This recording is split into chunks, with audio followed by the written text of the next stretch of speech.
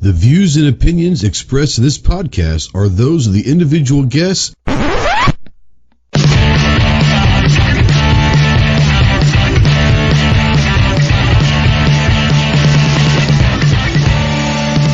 If you're a sensitive snowflake that may get easily offended, then turn this off immediately.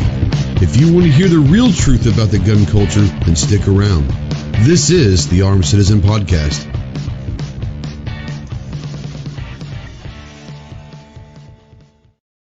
What is going on, my Go Squad? Welcome to the Armed Citizen Podcast live.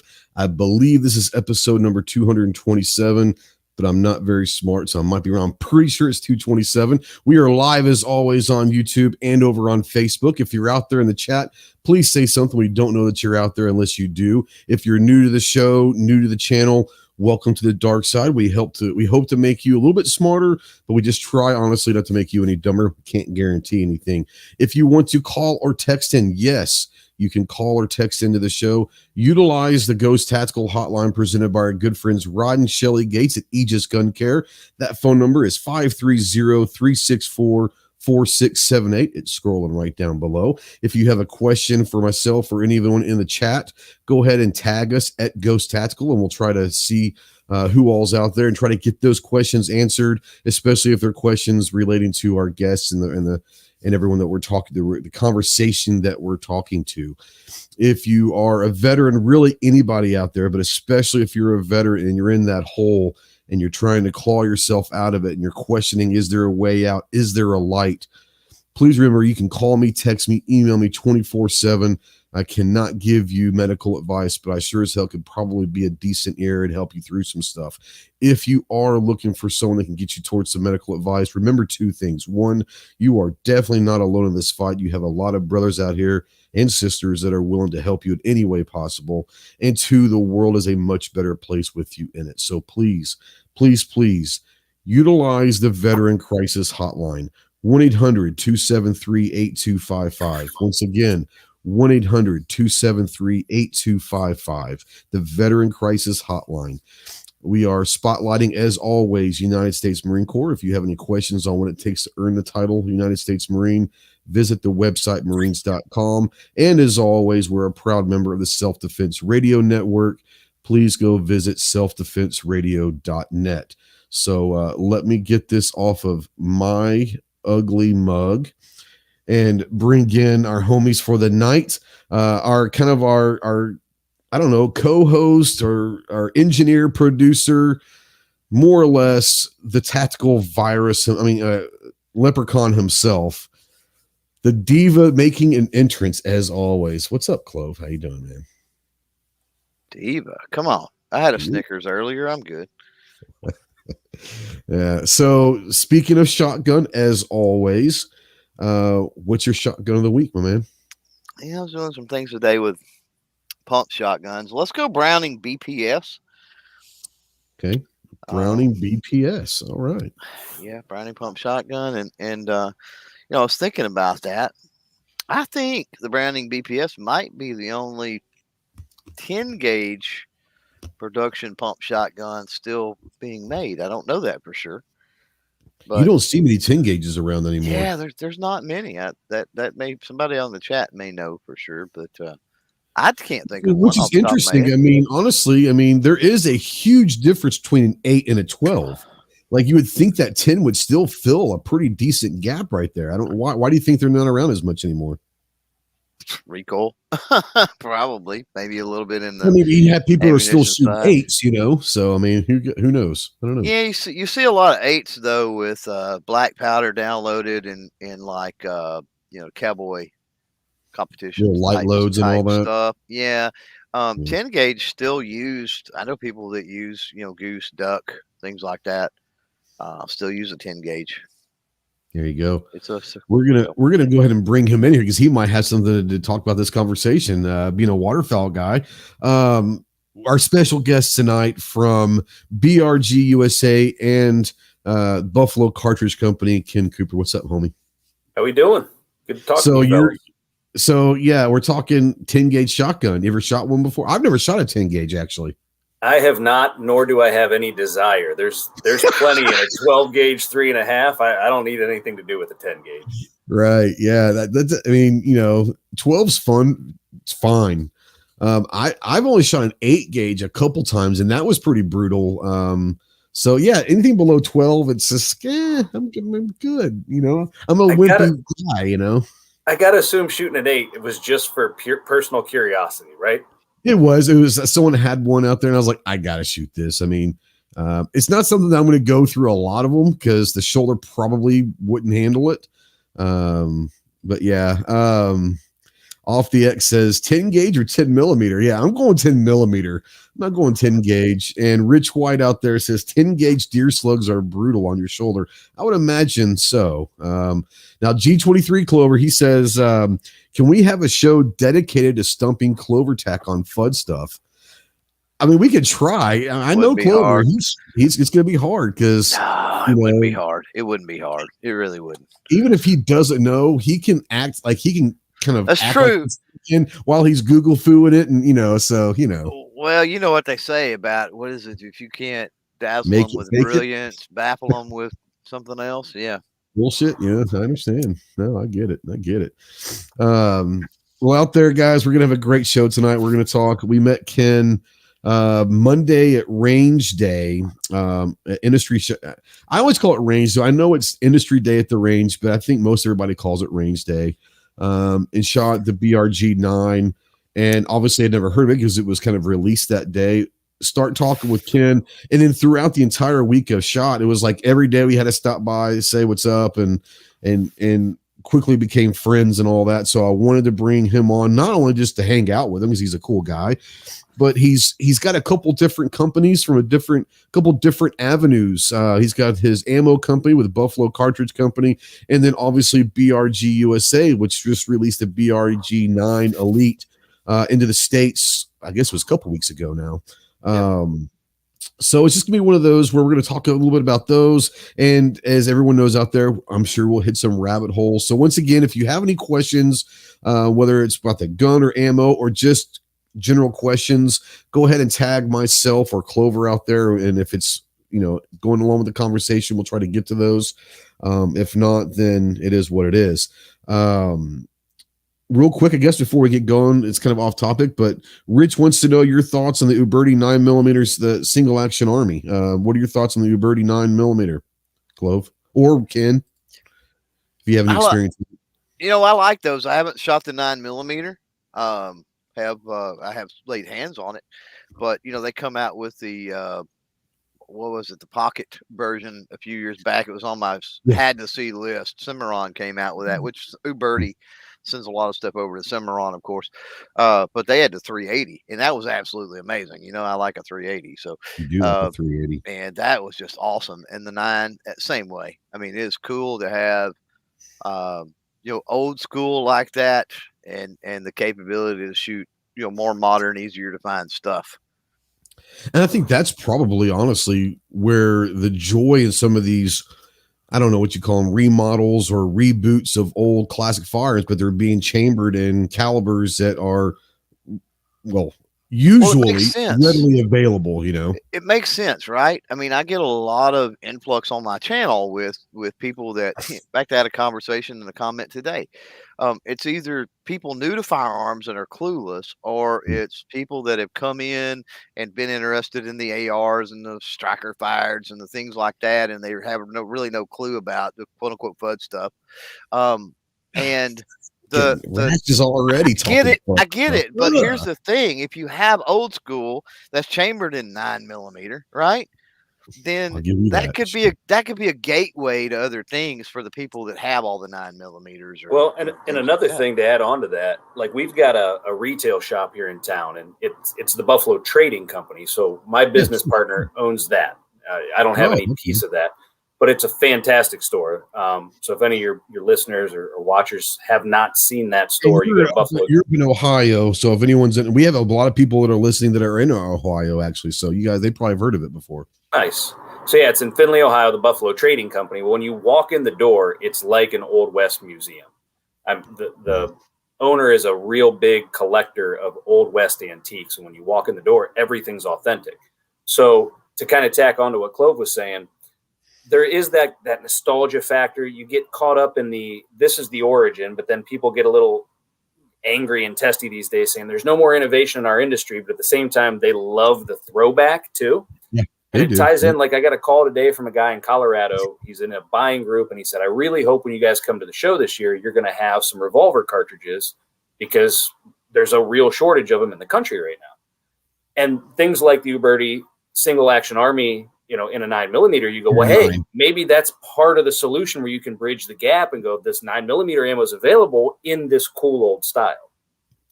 And it's so funny because and Clover knows this.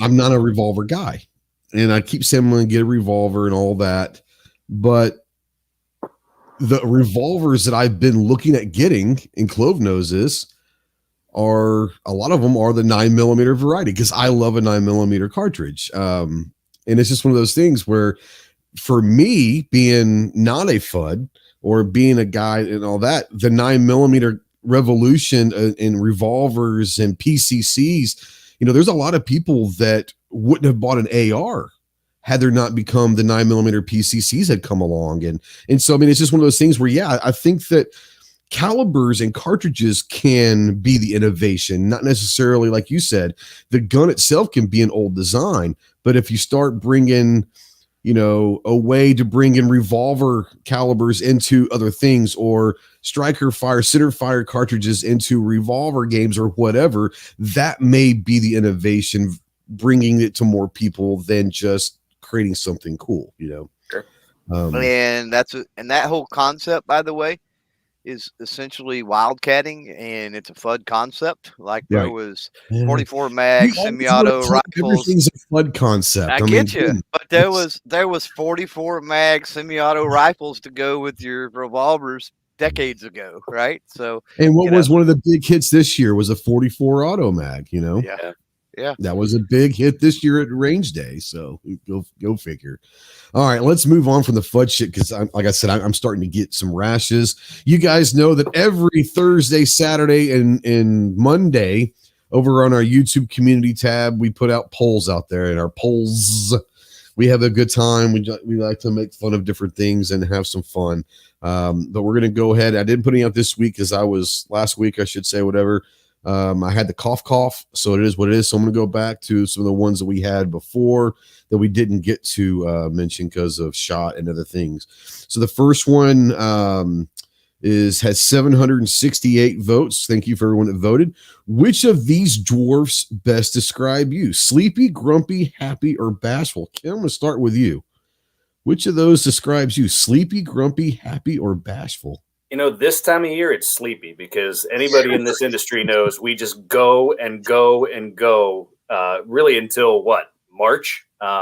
So yeah, and it used to be till April when NRA was in April. So it was actually through April, and then you had some time off during the summertime. But yeah, I was talking with Clover, and we have friends of ours that are up in Pennsylvania for the Great American Outdoor for 2 weeks. And we know some people. Clover was talking about one of our friends were over in Phoenix for a quick thing. So yeah, this next 3 months is going to be crazy for you guys. And then you have like the gatherings, and we have Triggered. We have these different shoots coming up, and it's like, holy cow. Well, and for us, we came off a really weird SHOT Show because of everybody's sick of talking about and hearing about COVID, but it's a real thing we got to deal with. So for us, it was the cancellation of flights, and we go, hey, we're debuting a brand new gun to the world. It wasn't just the USA premiere; it was the world premiere. Yeah. The gun has to arrive, the ammo has to arrive, and we have to arrive. So guess what? That means we're driving from Ohio to Las Vegas, and it was 32 hours in the car both ways, and family commitments on both ends of that. So you are just burning the midnight oil. So Clover, I don't want to hear shit about your 22-hour drive anymore. He drove 32 hours. That's dedication, my man. That's dedication. Texas to Phoenix, GRPC 2019, 38 hours, bro. 38 hours on the road. Don't want to hear it. What about you, Clove? Sleepy, grumpy? I know what I'm picking for you, but sleepy, grumpy, happy, or bashful? I'm surprised there's no dopey on there. Right now it's grumpy because it's been raining there, and I know how you get when it's not sun shining. So I'm going to say you're grumpy. Ain't no sunshine. Not to get all blues with you, but Yeah, probably grumpy right now for sure. All right. 49% leading that poll. 49% say grumpy, 26% sleepy, 18% happy, and 7% bashful. Our next poll got 1.1 thousand votes. This is a fun one. What sport would be the funniest to watch if the players were drunk? Soccer, basketball, roller derby, golf, or rugby? I did put bowling there because I think most people are already drunk when they bowl. So that's kind of like a prerequisite for bowling. I thought people were drunk when they golfed. A lot of people are too, but I think on the golf, when I think like if Tiger and the guys on TV, if they were like taking shots on each tee box, that would be interesting to watch. And I'd be willing to bet a lot of rugby probably is too. Mm-hmm. Yeah. Can you imagine rugby drunk? Oh my God.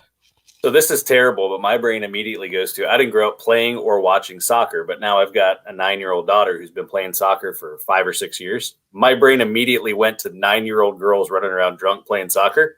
So that would be the most entertaining to me, as long as it never becomes reality. That would be. So honestly, let me just say this. Is it all 9-year-old soccer, drunk soccer? Fair point. Because I remember my daughter played soccer for a little bit when she's like 5 or 6. And at that age, I mean, maybe at 9 or 10 years old, they actually are better at it.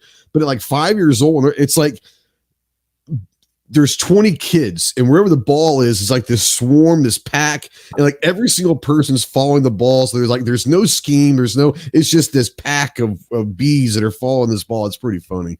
We're actually just getting to the other side of that, so I'm really starting to enjoy it. But yeah, you're absolutely right.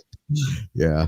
Right now, which is not a surprise because I think this would be amazing. Leading it with 48% of the vote is roller derby. I mean, roller derby drunk, that would be epic to watch. I mean, that would just be awesome. Awesome. So 48% says roller derby, golf at 17%, basketball at 14%, soccer at 13%, and rugby at 8%. And I think I know where people are coming.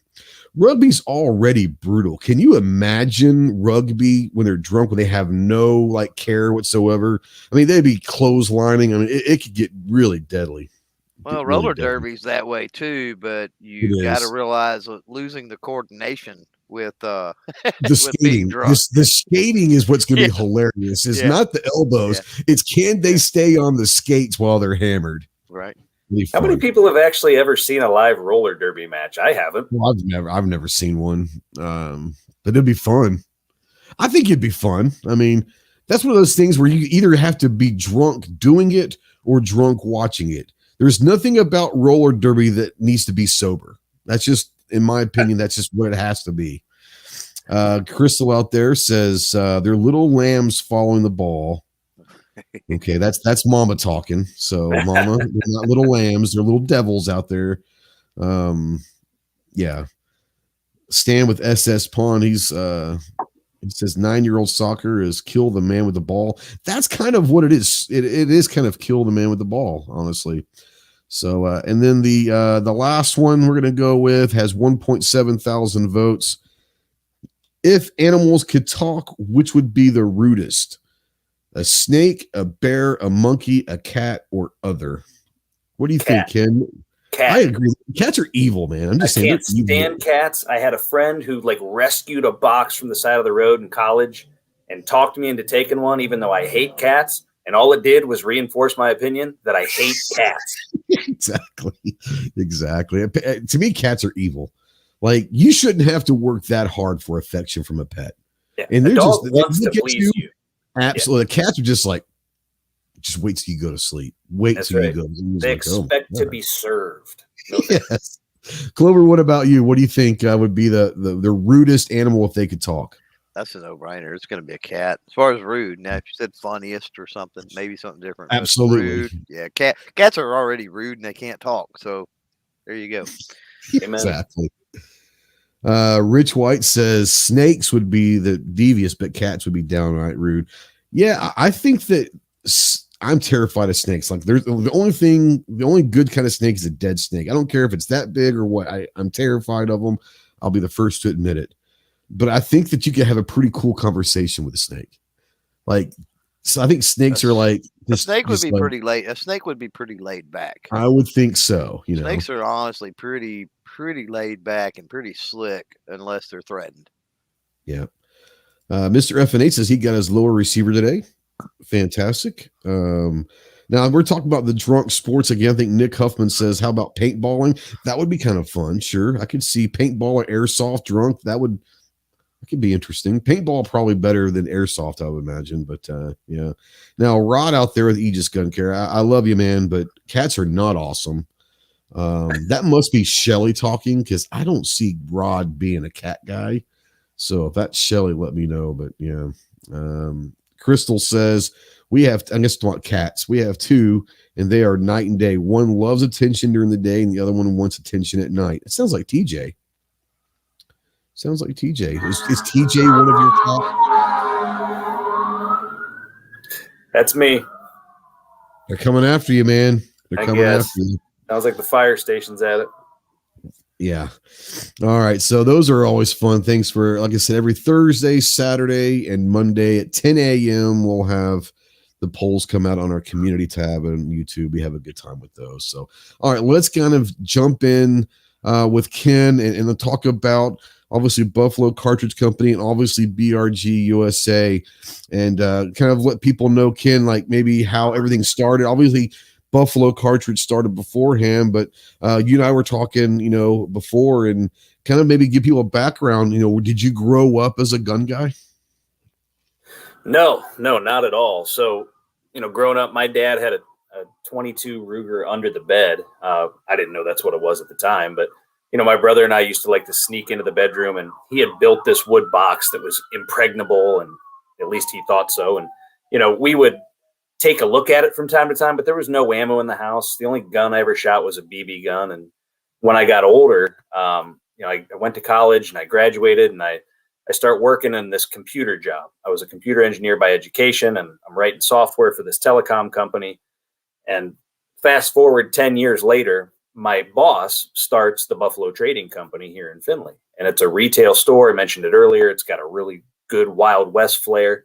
And he builds a beautiful 7-lane indoor shooting range. Well, right about the time he opens that range, Sandy Hook happens, and it's just really hard to get ammo across the country. Most folks that have been around the industry for 10 years or more remember that. And so he was in a bad pickle. He had just dumped a lot of money into opening this range that was the only one in Findlay for indoor shooting. And now he's got no ammo where people can show up and shoot. So he says, well, hey, let's start an ammo company. I'm sitting over here with my computer background going, can you just do that? Can you just start an ammo company? You do that.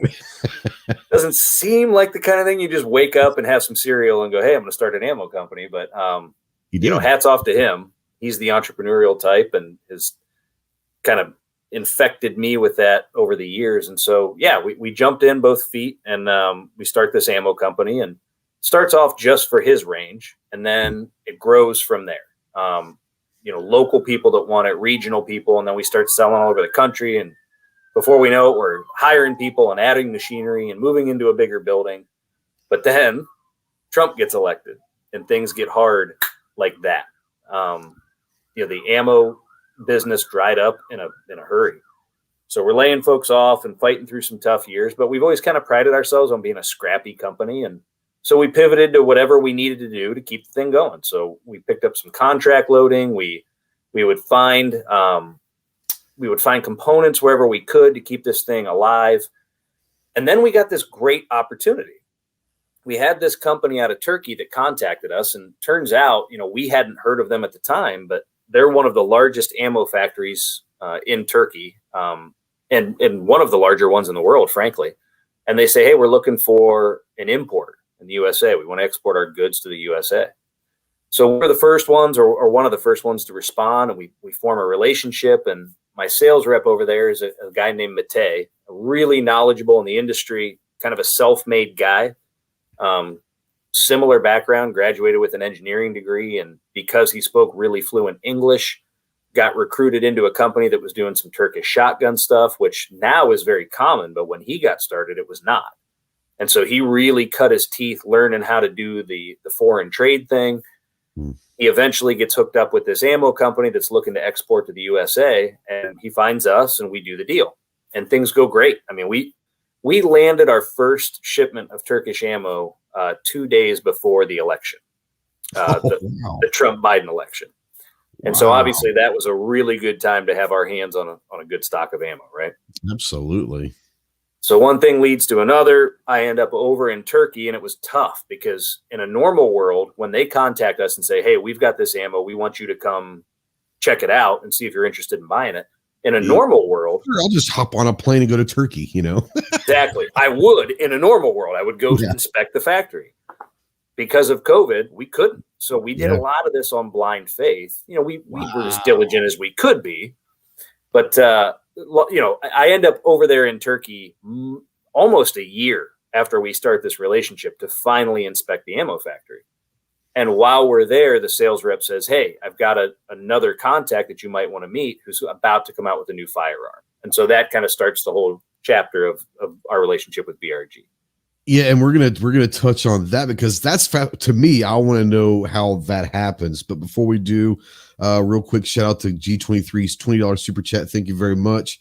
He says would do more to help the troops downrange. Unfortunately, wife's been sick. I hope she feels better. We do not ask nor do we encourage super chats, but everyone knows if you do a super chat, all of that money goes towards sending care packages to our guys and gals downrange overseas. And so thank you to that. Hope your wife feels better, but yeah, thanks for that. So before we go into that, Clove, do you have any thing you want to bring up or questions before we jump into this avenue? Yeah, so a big deal back 2013 happening, of course, since then. I mean, currently we're in the situation, but there was reloading supply issues. So, I mean, when you talk about manufacturing your kind of way it is now almost, isn't it? And I don't remember exactly when it was, but it was after the Sandy Hook thing. I want to say that there was actually a powder factory that caught fire.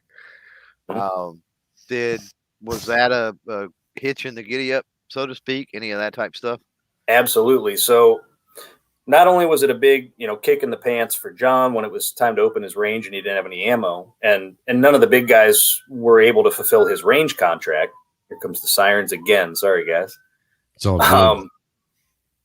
Then we say, okay, we're going to invest the money in machinery and a space to build it and all the components. And, we start getting scrappy again. And we find places to get the brass and the primers and the projectiles, but we could not find primers.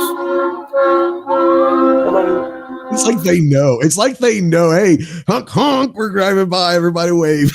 The hour before this started, it was crickets, man. Crickets. You got to love it. So anyway, we cannot find the powder. And we were down at a gun show selling some guns and ammo. And one of our guys, Brian, walks by a table of a guy named Andy, who's now one of our good friends in the industry. We do business together a lot of ways. But he walks by Andy's table and he's got 1-pounders of tight group, Hodgdon tight group. 1-pounders on the table. And he goes, hey, how many of those you got? He says, you're looking at it. There's like 20 of them. He goes, I'll buy them. Yeah. So we pay some ridiculous exorbitant retail fee for them, but we needed them. We had to load some ammo. Well, then Andy comes and finds him later and goes, do you need more of that? You kind of seemed like a guy who needs more. And Brian goes, yeah, we need a lot more. We're trying to start our own ammo company. He goes, well, I do have more. I just don't have it here. How much do you want? So the guy says, I'll take it all. So it was just, I don't even know how much you have, but I want it. Yeah. Yeah. And the way we got started, every time we see Andy, we tell the story and we joke because our first foray into loading ammo was with 1-pounders that we paid basically triple retail price for because that was the market. Oh, that's awesome.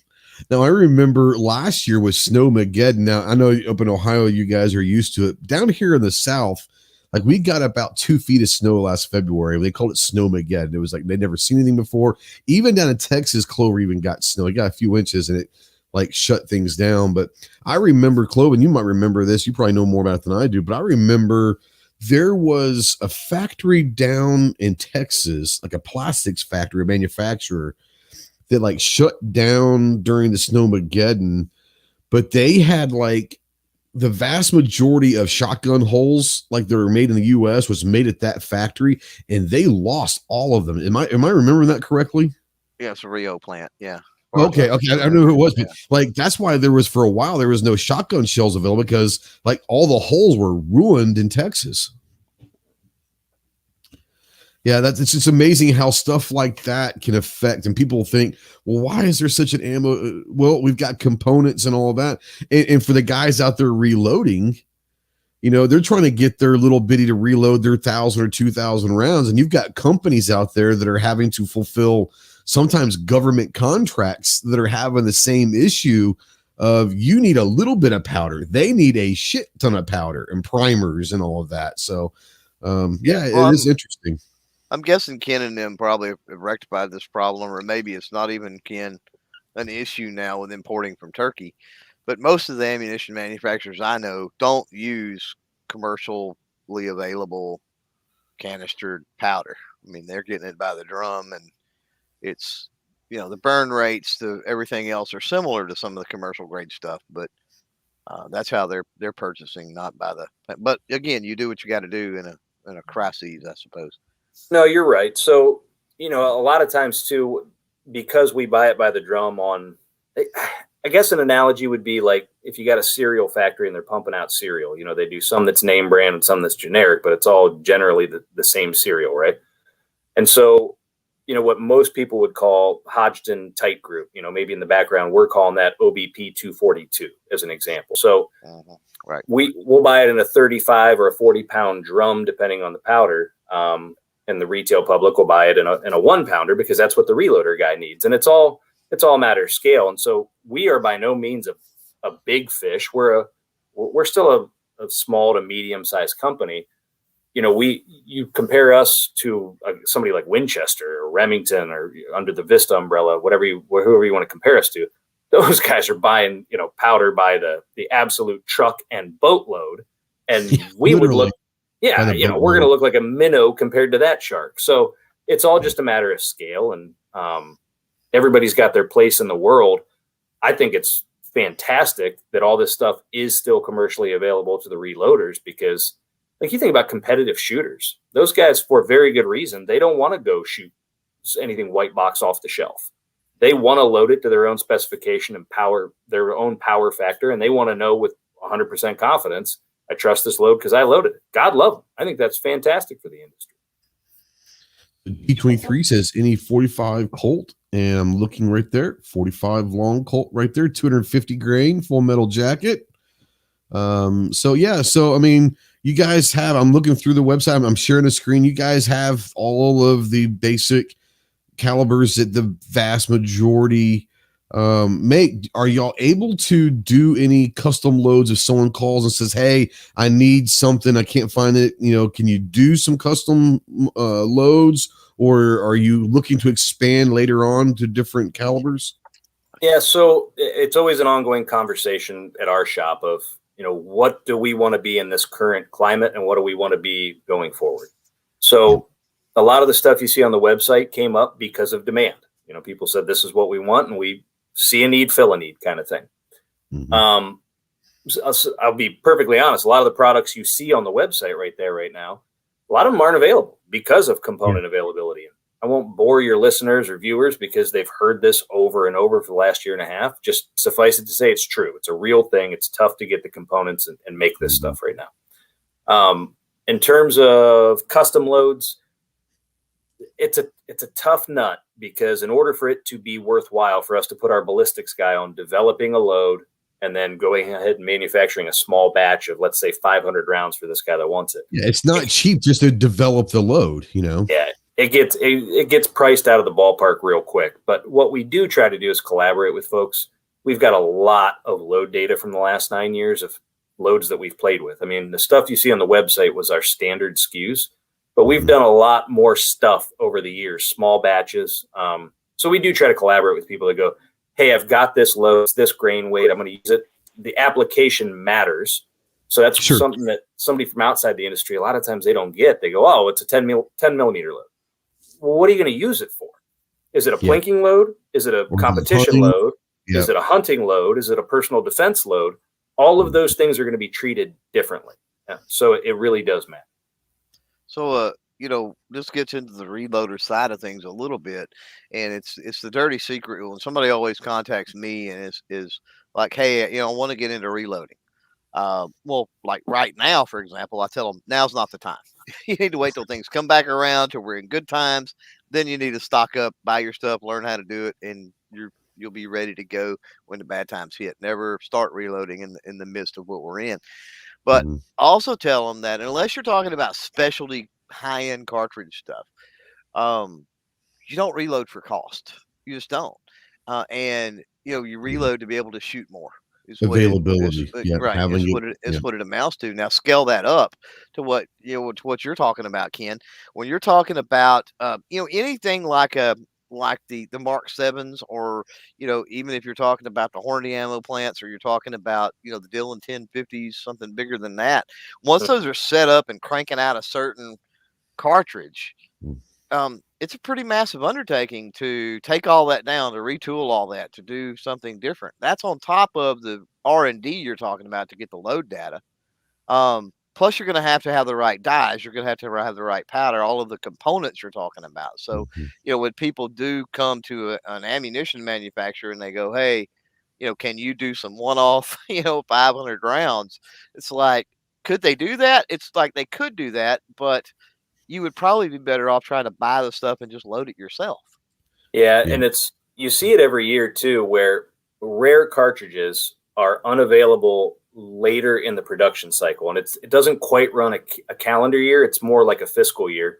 So kind of the flow of this thing is people introduce products at SHOT Show, and then there's a lot of buying shows where the big retail and distribution customers come in late January, February, March, and put in all their orders.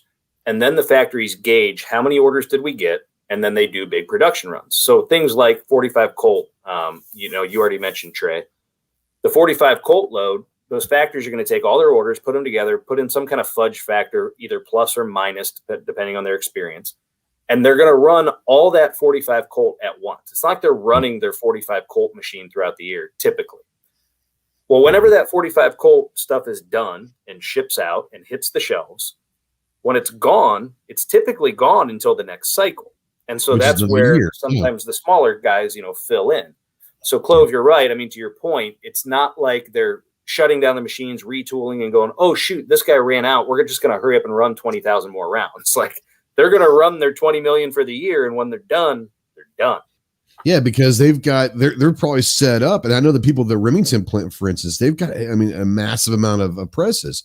But those presses, they know, hey, for these months, we're going to run this caliber or these calibers. And then, starting in May, we're going to start getting ready for hunting season. So those presses start going towards the rifle calibers. It's like you said, it's not like they've got one press per caliber.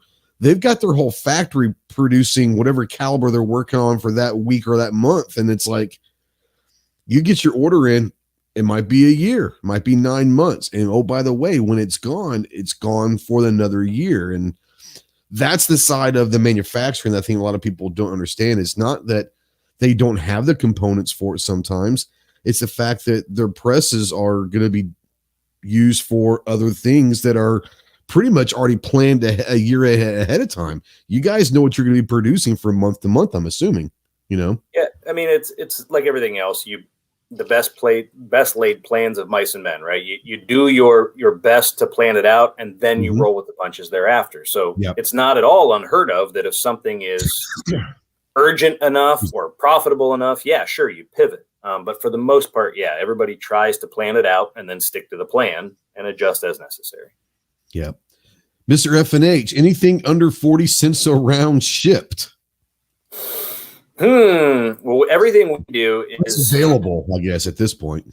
Yeah, everything we do right now is dealer or distributor ship. However, we do have an online partner at ammomart.com where all of our stuff that we have in stock is available. So I would say, I'm trying to think right now. Yes, there is some stuff under 40 cents around, but I'll let you go to Ammomart and explore that on your own. There you go.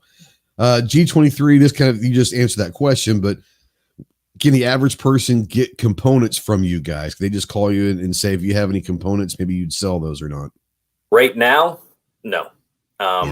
Everything we've got for yourself. Yeah. Now we have in the past, we sold in bulk, particularly like remanufactured brass. So one thing that makes our shop different than a lot of Joe Schmo reloaders is, Uncle Jack's back 40. He's just running a Dillon press. He's picking up his spent shells and he's running a hand crank. We're running industrial equipment. So if we take our brass, it goes through several sorting and cleaning processes before it ever gets to the processor. When we process it, it does get air pressure checked to make sure that there's no air escaping from any hairline fractures. So if you do buy brass from us that's remanufactured, you can guarantee this stuff is safe to reload. Right now, we're not in that mode, but we'll see where the market takes us in the next 12 to 24 months. Now, this is interesting. Calaveras, our buddy out there in California, I've never really thought about this. He says, love to get some load data from these guys. Do you guys ever discuss load data with different people and maybe share recipes or anything like that? In the early years, we were a lot more of an open book. It is interesting, the evolution you go through, because while we do want to help the industry, we want to help reloaders. And the short answer is, yeah, we'll collaborate. We'll share with people. Are we just going to open the books and dump on people? Hey, here's what we paid 10 years of salary and research and equipment and upkeep and maintenance to develop. And here you go. It's a little tough. I mean, that's part of our competitive edge in the market. Yeah, no, for sure. Clover's in the private chat. He has a good point. The bigger you get, the bigger the liability. And that is 100% true. Especially when you're talking sharing with the industry and the general public. I would imagine that you're maybe willing to do something if someone calls and say, hey, I've been working on a load for this 4570. I can't quite get it right. Do you have any advice on what can make this work for XYZ application? That might be something more able to help than, hey, why don't you make public your recipes, I don't know if you have my phone tapped, but yes, that's exactly like what happened with us with the 4570 load over the last couple of years. I was just blowing out of my ass. We've got several of our own 4570 loads because that's a big straight wall cartridge here in Ohio for hunting. But then there's some other main manufacturers we work with to do some contract loading for. Because, when it comes to the smaller volume, off caliber stuff, sometimes they're better suited, to let us help with that. And so there was a 4570 load that we had been developing for years or producing for years. And then we couldn't get the powder anymore. That was the approved load for this private label. And they said, well, what are your options? We said, well, we're going to have to work with Hornady Hodgdon and figure out what other load data do they have. And so that's exactly what happened was we collaborated, the three of us together, figuring out what's an acceptable replacement for that powder. And once again, you're talking about months, years of testing, and it's taking 500 going to shoot them, figuring out, hey, let's take this data down and make sure, because that's not only liability, but it's also reputation. You get a reputation right out the door. This stuff doesn't do what it's supposed to do for me in this situation. Word of mouth flies around very, very quickly. So, I mean, I'm sure I would like to ask you this, and from the manufacturing side, how many rounds do you think that you guys tested before, let's just say a 9mm, your loads and all that? How many actually rounds do you think y'all tested before you became public with that caliber? Boy, I would say that if I looked back in our archives, we've probably got no less than 100 different powders that we've tested with no less than 100 different combinations of cases and projectiles and overall lengths and what bullet profile you're dealing with, and all of that matters. A lot of people pick up a 380 bullet and they'll say, well, it's a 380 bullet. Well, they're all different on the underside. The part that the powder is making contact with might be a flat base. It might be a hollow spherical base, which is kind of the concept of like a Hemi engine, right? Mm-hmm. Well, they have different combustion properties. And so you have to test all of that. You've got internal case geometry that's different from brass manufacturer to brass manufacturer. So the internal volume and the internal shape of the bottom of the projectile and the different powder, different primers, different overall length to where you're compressing that load, it all matters. So we have literally tens of thousands of variations. It's not like you're shooting 5 of those rounds to test it. You're shooting hundreds or thousands for each individual of one of those things. I mean, so yeah, I can only imagine how many hundreds of thousands of rounds it takes before you get your formula right where you want it. That's crazy. And how much is that? Because people don't realize. People say, "Man, like it's crazy. Like ammo can be expensive and all that." Well, let's say you're selling a box of 50 for $25 right now. Well, that's great. The original cost $1 million to develop over time and energy and all that. So there's a lot of money invested before you even know that ammo exists. I can tell you a lot of people in our path over the last 9 years will attest. We were really good at spending money for the first 9 years of our existence. Yeah. It's a lot of times you wake up. You wake up and you just go, are we nuts for being in this business? Yes. Are we ever going to be able to recoup this investment? I mean, obviously you will. I mean, and you probably already may have, but yeah, I mean, I think that's probably, and it's any business, especially in the gun industry, it's such a finicky ebbs and flows of the industry and political that, yeah, I mean, that's why a lot of companies don't make it. Is they can't. It's not the fact that they can't get their item. It's not a good item. And they can't get it sold. It's the fact they can't get to that point because they spent all of their capital developing and testing before the product ever gets out to the market. So I think at this point you're running on autopilot because you've done all the hard work almost. Well, and this helps us kind of pivot back to the earlier narrative of how we discovered BRG and really by the grace of God. And look, we knew from the beginning, we stamped on our box, God, guns, country. We knew from the beginning, some folks will be on board with that, some folks won't, but we knew that was part of our mission is, there's a lot of prayer involved in our group. There's a lot of belief in the grace of God. And we truly can't explain it any other way that we've been able to stay in the game.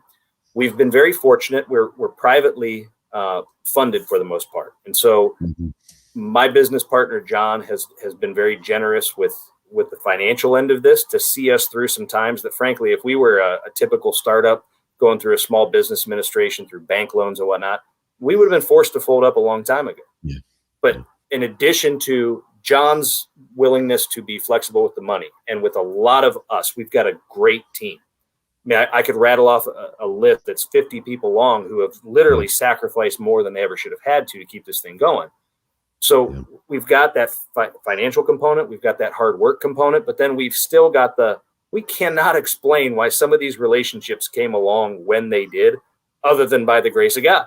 So. Absolutely. Rich White, he's in West Virginia, I believe, that he goes up to Pennsylvania. He says, are you or anyone from the company going to be at the Great American Outdoor Show this month up in Harrisburg, Pennsylvania? It was not in the game plan, but as all things this time of year, going back to me being the sleepy dwarf, we're trying to figure that part out. Yeah, be fluid. Yep. So I'd say there's a 50-50 shot at this point. Okay. Clove, you got anything you want to ask or bring up before we start talking about BRG? I'm good for now. Let's go. All right. So transitioning to BRG, I just put the website out there as well. So you're over in Turkey, taking a look at the ammo manufacturing plant. Hey, I've got this guy, this contact. I think that this company you guys might hit it off. They say they've got this new gun coming out. So you're in Turkey. You meet this person or this group of people that has this new gun. They're looking for an importer. Now, I'm assuming by the time when you went over to Turkey, and importing a firearm and getting into the gun business was probably not even a thought. How do you go from that point to now this is real and happening? Yeah, so it was not a complete surprise to me. He said, let's go to this factory. He had mentioned it along the way. And a couple of times, before I made the trip, I'd said, look, that's not really the business we're in. The gun guys and the ammo guys sometimes are the same guys, but a lot of times that's two different camps. Yeah. And he was just persistent about how much he believed in this company and this product. And like I said, this guy was a self-made guy. Mate was a really self-made guy. And I grew to trust him over the year that we had been working together, prior to this trip. So finally we get there. He says, I really want you to visit the factory. So, okay, let's go. From the moment I walked in the door, I could tell this was a company that was serious about, making their mark. They didn't act like they were a company trying to figure out how to be in the manufacturing business. They acted like, and I've since learned that they are a company that's already in the manufacturing business. They already know how to be in the defense industry.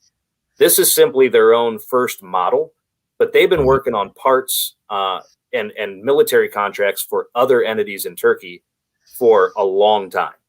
And so the fact that they came out with a firearm that really captures a lot of what's good in a polymer striker fire pistol is not surprising, because they've been around them for years. I mean, so the CEO of the company, he gets his start in the Turkish, I call it the military industrial complex over there. It's MKE, very big factory.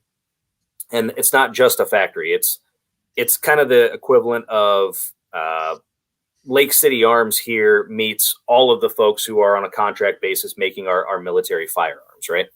So these guys, they have all the ins, they have all the connections.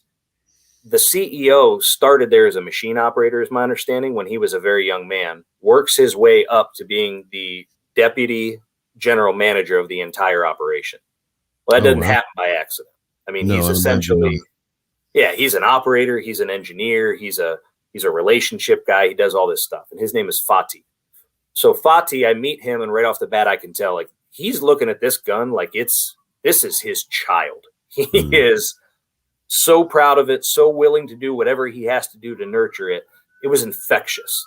I mean, I just fell in love with this factory, with this person, with this product. And that was before I ever shot it. Right. So then we go and we shoot it. My first 10 shots, and I'm a decent shot, but I'm not, I'm no tactical guru. I'm just a decent shot. I put 10 holes through a quarter size grouping at, I don't even remember how far it was, but it was far enough to go, wow, this thing's consistent and it's impressive and it's comfortable in my hand. Let's talk. And then we were off to the races figuring out how to be a gun importer. Yeah. The interesting thing to me is when you talk about the pride, obviously this guy had on this gun, and you can see the passion that this whole company and this factory had on this gun. Like you said, they've been in the game for a while, but this was their first one. A lot of people talk about Turkish guns and all that. I tell you what, over the last probably 4 or 5 years, man, I am a huge fan of a lot of Turkish companies. SAR USA, Canik, Gerson. There's a lot of shotguns that are stamped different companies around this world are made in Turkey. So whatever they're doing over there, whether it's quality control, or is it knowledge of firearms, or is it just passion and attention to detail, whatever's going on the last 5-10 years in Turkey has really paid dividends. I think that some of these companies have really put Turkey on the map, and there are people that are now, including myself, that will sit there and look at some of these Turkish guns and say these are as good as anything else out there in the world. The quality is there, the innovation's there, the craftsmanship's there, and like you said, they're obviously passionate and prideful of their products, or they wouldn't be doing this. But it's great to see companies that take pride, especially a company that really, obviously they probably have government contracts or contracts with other manufacturers, but this is their first baby also. And they want to put their best foot forward, because we all know there are some companies out there that don't put their best foot forward on their first firearm, and those companies go away and you don't hear about them anymore. And so I'm sure this is a pretty, nervous. I don't know if nervous would be the one, exciting, but maybe there is some nervousness on your side and on their side to see how is this going to go the first year, Well, like I said, I mentioned by the grace of God. So there were a million points along the path that we could have talked ourselves out of this deal for all of those reasons and a lot more. We're trying to meet each other and build trust at a point that, look, it takes money to make a deal like this go. If they're going to ramp up production from prototype to mass production, there's increased staffing and machinery and licensure. On our end, there's licensure and infrastructure that we have to have in place to get it all in. It was a huge leap of faith. And like I said, a million times along the way, we could have said, look, this is just too complicated. This is just too big of a bridge to build.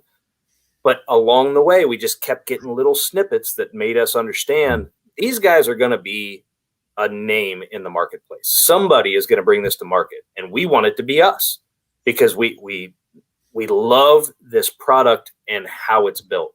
And so, sometimes, I can see some folks over in the chat and they're making some good points. Hey, I see this element that kind of reminds me of this. I see this element that kind of reminds me of that. Yep. At the end of the day, there's only so many ways you can make a handgun, right? Correct. It's a polymer striker fired pistol. So there's only so much you can change. There's a little bit of design elements that you can change up. But at its guts, it's a lightweight pistol that you're trying to make a good, reliable shooter at a good, affordable price that people want it. So what did this factory do different to make people want this gun? Well, some of it you can feel.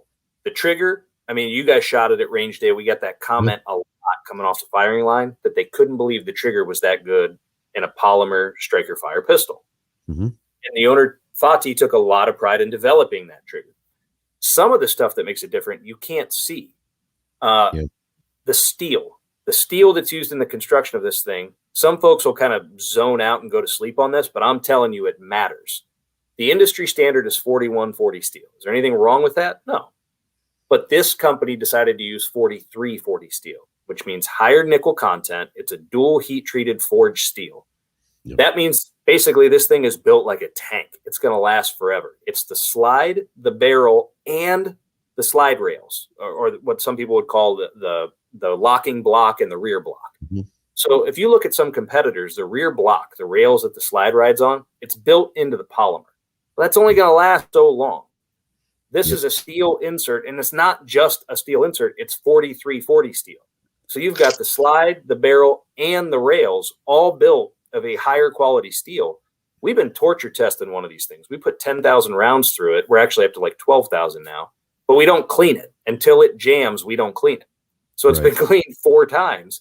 You turn this thing over, you look inside the slide, there's no wear on it because the steel is so incredibly high quality. And so some of that stuff, there's a ton of elements I like the light finger grooves on the grip. The ergonomics are fantastic. The flat-faced 5-pound trigger, fantastic.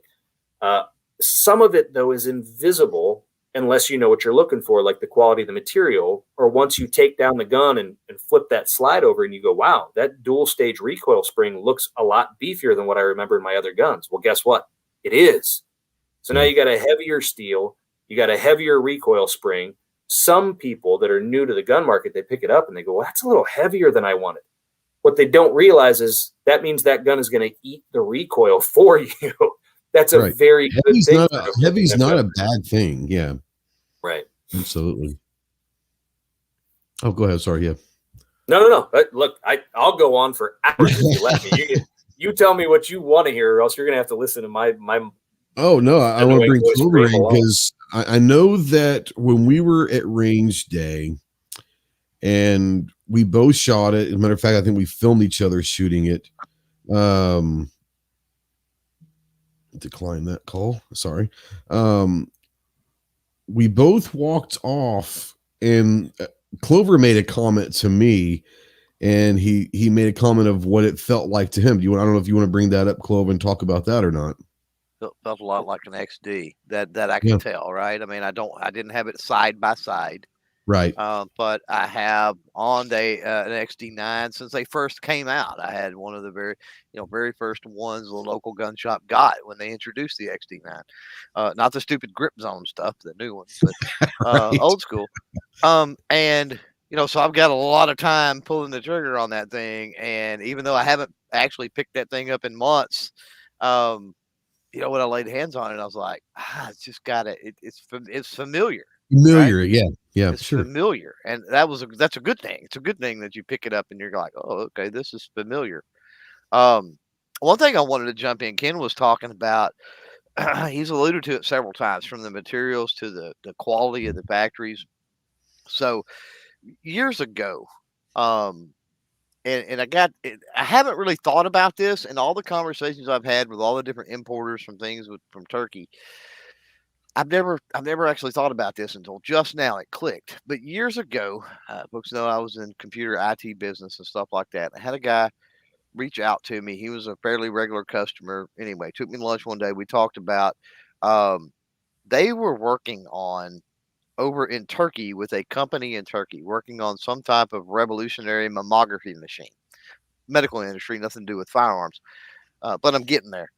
And he's like, we're building them over there. We need the computers to run these, but we don't, we're looking for the right person to tweak these the way that we want them to our specifications. And would you be willing to help us out with the prototyping and stuff for those units? And there was a few dozen, something like that, right? So with his conversations on that side, with them building that type of machinery in Turkey and stuff, it's the same comments and conversations that I have with the firearm side of things with the importers like Ken, talking about the tech they use in their factory, talking about the pride they take in the work. People dog on Turkey and all their stuff, and for the politics, I get it, go for it. But the people in these factories doing the work, right? The type of materials they use, it's like there is absolutely nothing wrong with the manufacturing stuff. The majority of it that I've seen anyway over the years coming from Turkey. Yep. No, you really have to. I love history. I've always loved history. And so, obviously America is the modern melting pot. But if you look at Turkey in the course of history, that's like the original melting pot, because it's where Europe meets Russia, meets the Middle East, meets Asia. Like it's all right there. And it's such a rich diversity. When you go there, you can see it in terms of the people and the architecture and the food. But you can also tell that they benefit from the same thing that Americans benefited from in terms of being a melting pot. You truly get this confluence of all these ideas and techniques and pride. It was a great visit. I can't wait to go back, to be honest. But the thing that struck me immediately was, before I went, I had some friends and some family that said, well, isn't that kind of a dangerous time to be going to the Middle East? Well, Turkey is obviously not quite the Middle East. But when you get there, like, Americans a lot of times have this, and I think it just happens over the course of time. There's nothing wrong with being proud to be an American. I certainly am. But we have this sense that nobody else can do it as good as us. And that's not always true, right? So the world is a big place, and Turkey has invested a ton in their manufacturing and their export part of their economy. And obviously, it's no surprise to anybody in our industry, they're focused heavily on the firearms industry. Trey, you mentioned all the shotguns that are stamped differently, but they're made in a combination of the same factories over there. I picked up a waterfowl gun this year that's Weatherby, but it's made in Turkey. It's the ATA factory. Clover about it, the Element or whatever it was called. Yeah, the Weatherby Element. I love it. Fantastic. Yeah. And I told Clover about that. I said, Kim was telling me about a shotgun you need to go check out. I think he did, but yeah, go ahead. Sorry. I'm not knocking any major brand. Hell, I'd love to have a Benelli or a Beretta or a Browning or whatever. But sometimes you can find fantastic quality for a fantastic price. Right now, I think our gun in the BRG-9 is a great example of one of those opportunities for American shooters that go, look, I want a really good gun, but I don't want to spend $1,000 for it. Well, here you go. Here's something that MSRP is for $400. But I'm telling you, with my own two eyes and my own two hands, I've seen the factory, I've shot the gun, and I would stand behind this product till the day I die, because these people are doing it right. Absolutely. A couple questions from the chat real quick. Going back to some ammo real quick. G23, I guess he was looking up your website. 40 Smith, 155 grain. Is there a reason that it's only going 1044 feet per second instead of close to 1300? So I would have to look at the load data, but as I recall, the 155 is an odd grain weight for 40. Typically, most guys are shooting 165 or 180. And so unless you want to get into a specialty powder that you're loading specifically for that 155, you basically adjust your power factor. What you get is you're loading that powder in the casing. I think for a 155, you have to load it up a little, and it's counterintuitive. You would think more powder in the casing, it ought to move faster.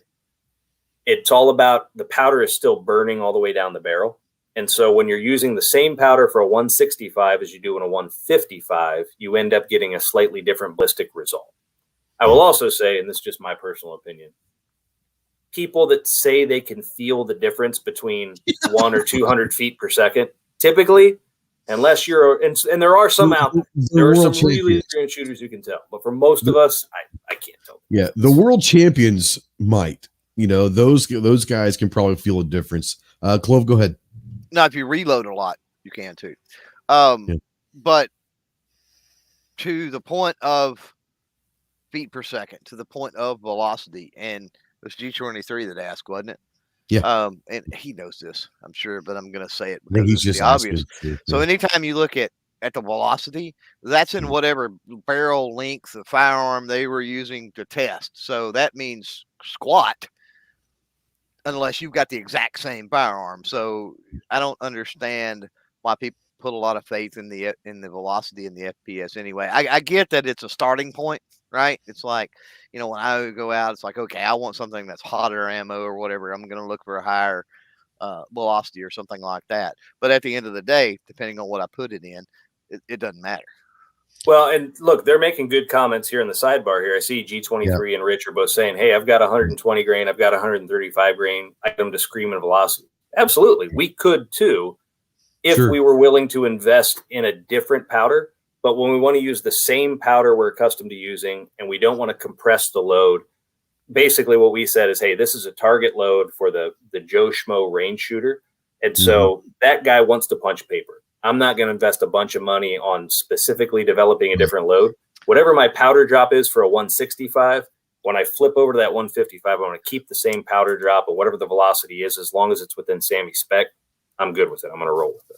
Absolutely. And that makes a difference, whether it's defensive or range. Yeah, for sure. Or competition, because some people are going to load a specific, they have to have a specific power factor for competition. Or if you're talking precision competition, quality control becomes massive. More important. Absolutely. Yeah. At that point, you don't really, as long as it's within that range, but you're worried about it needs to be consistent. Whatever that is, it needs to be consistent. So, now, there's some stuff I want to get to, but Buck out there, the Tactical FUD, wants to know about the BRG.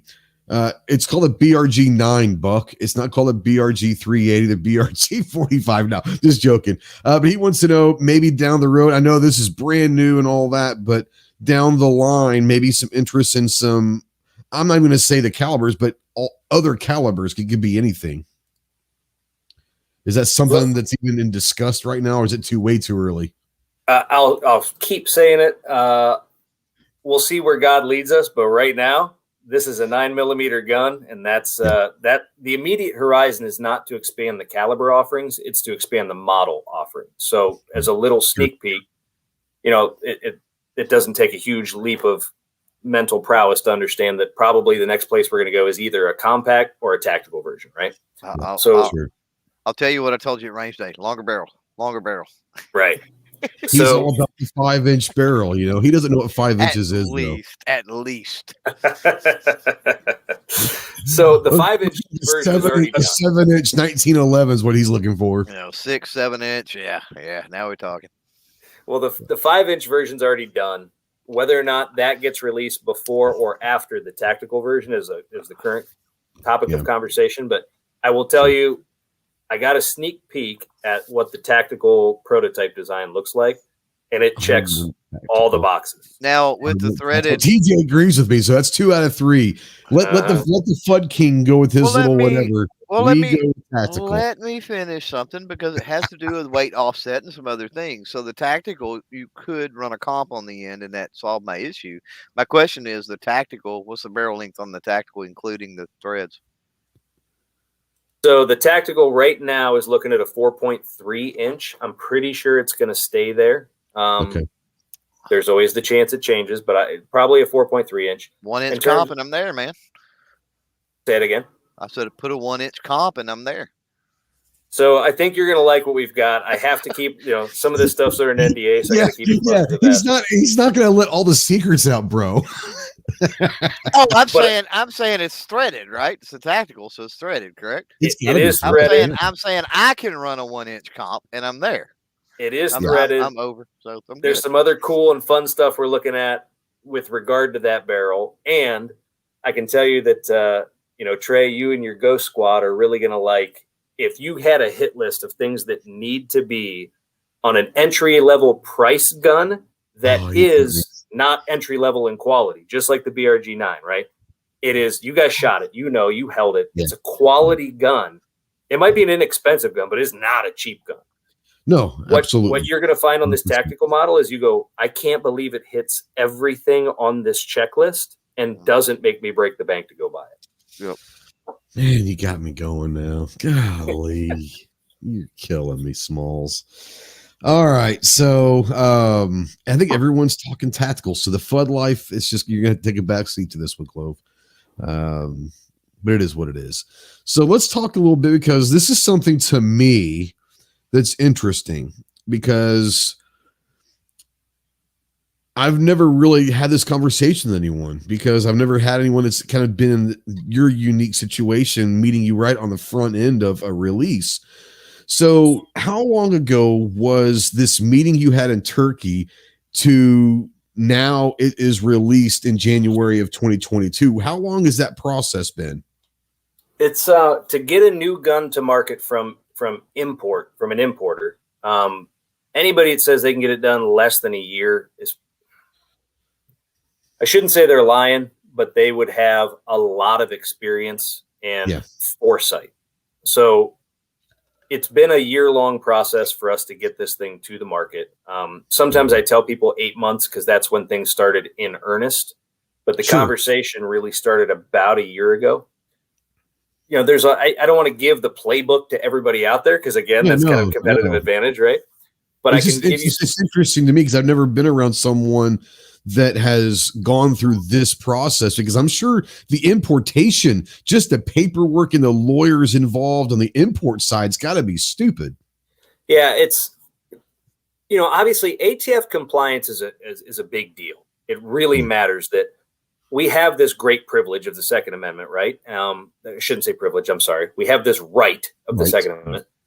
And if we want to keep that right, in terms of the citizen having the right, that's inalienable. In terms of the company having the right, that's a different line. That's a privilege of, I have to play by the rules to keep that privilege, because there are other people that can offer that ability afford that opportunity to the citizen.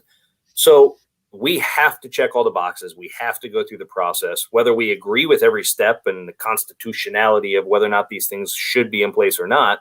The fact is, it's the law of the land, and we have to follow it. Yeah. So to give a little bit of insight, if there's a new model that the ATF is going to consider for importation, the law actually says you cannot import weapons. That's the top line of the law.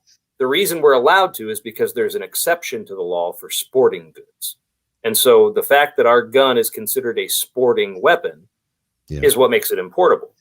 But in order for that sporting classification to apply to ours, it has to be evaluated by the ATF. That's not a quick process. Right. And so you got to send multiple models of it, don't you? I mean, it's not just one, is it? You send multiple to them? Yeah. So, and every time you're talking about a derivation or a deviation of that model, or an evolution of that model, it's up for re-eval. So it is a rather involved process. And again, this, like I said earlier, anybody who's met us in the last 9 years would say, boy, those guys know how to spend money. Right. Yeah. We're still working out, trying to make sure we know how to the make it end of the deal, right? Yeah. We like to talk about, did you ever see that old South Park episode with the underwear gnomes? It's a classic. Probably not then. So the underwear gnomes, they know both ends of the equation. Steal underwear is step 1. Step 3 is make lots of money. They're still trying to figure out step number 2, right? Mm-hmm. It really is a good look into capitalism. Like, we all know what we want to do is be successful, and we know how to get started, but that meat and potatoes in the middle, that's where a lot of people get lost. The 9 years in the middle is where we're at, or the 9 months in the middle for this particular project. Yeah, it's just one of those things where, to me, it's fascinating to, when we first met and you're like, yeah, we just happened to be over at Turkey looking at a factory and got hooked up with this gun manufacturer. Now we're importing this. I'm like, wait, what? Like, to me, for someone who's never done any of that or talked to anyone, I obviously know a lot of people that have done that, but I've never had that discussion about it. For me, that's like, that almost seems not worth the hassle. To me, you've got to really want to do this for it to make this whole year process worth it, to where now it's a reality. Well, and I'll tell you, we're bringing this thing to market with an MSRP of $400, which in reality means a lot of the dealers are going to offer it up to their customers for less than MSRP. Sure. This gun should be sold for more than that, with the quality of the materials and the manufacturing and everything you get in the case. This gun should be sold for a lot more than that. The fact that it's not, I will tell you who's shortchanging themselves, and that's us. There's a lot of profitability that we are foregoing because we are really trying to get this gun out to the public and make people understand this is a good firearm. This is a good company. You can trust this brand.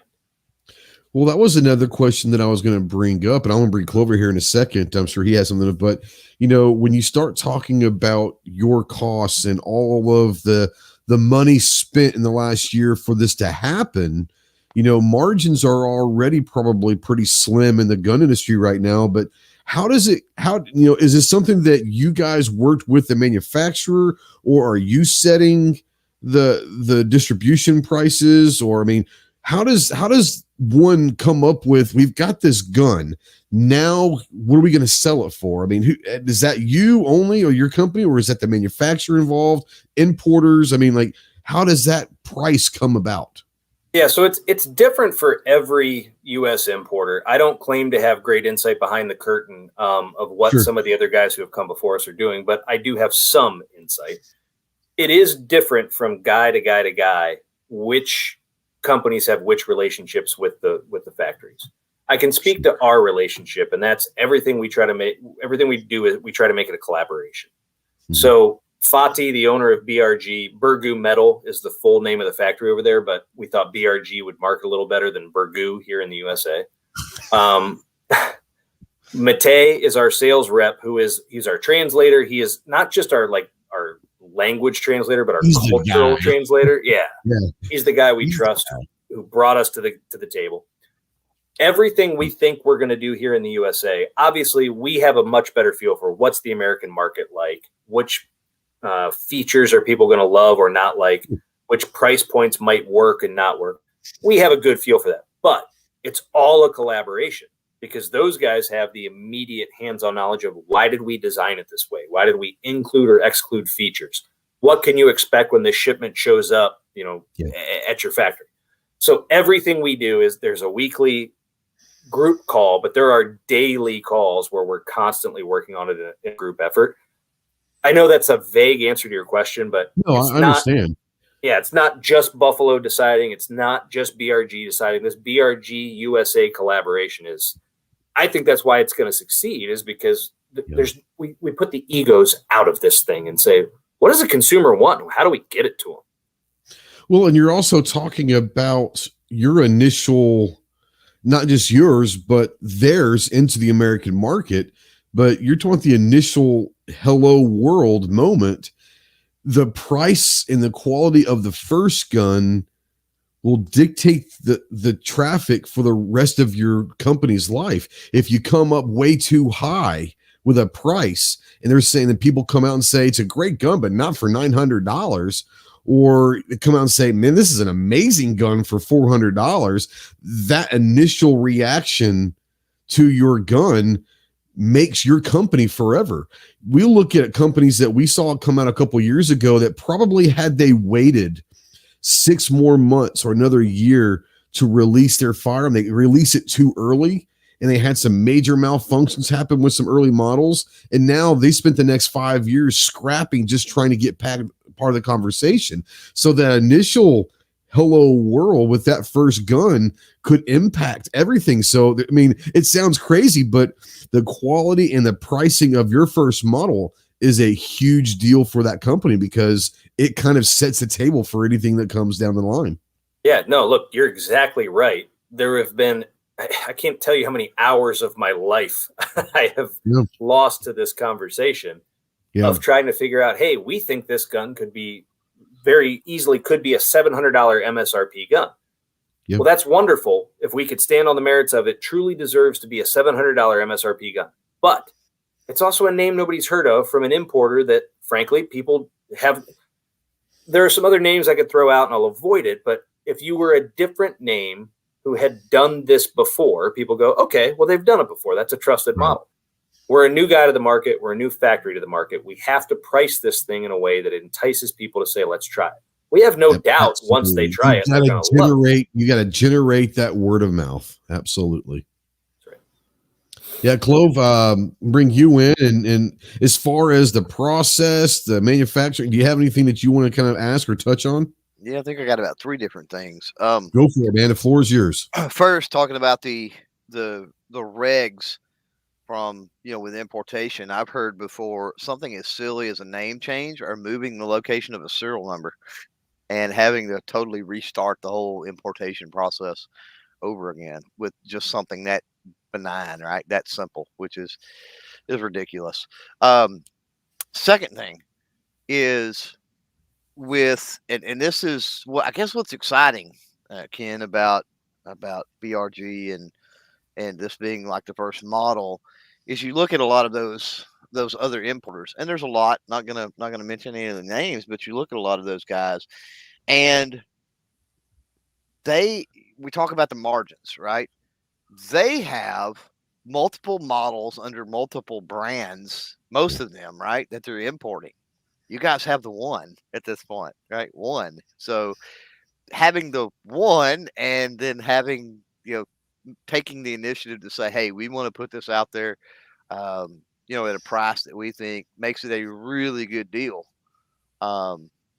Just kudos on that initiative, right? Because you don't have the luxury of having that catalog with 7, 8, a dozen, 2 dozen SKUs, right? Yeah. Having one SKU, there's a lot of pressure on that one SKU too, though, Right. It's the classic double-edged sword, If you come to market with one product, does your catalog look a little thin? Yep. But if you come to market with one product, boy, you get to throw all of your love and focus and attention on that one product and making sure people have a great experience with it. Yeah, that's true. I know you got a couple more, man. Keep going, man. Go for it. It's your show right now, Clove. No, that was pretty much. I mean, it's it's sort of what he was, you were talking about with the 9, and you're stick with the 9 and offering some more models.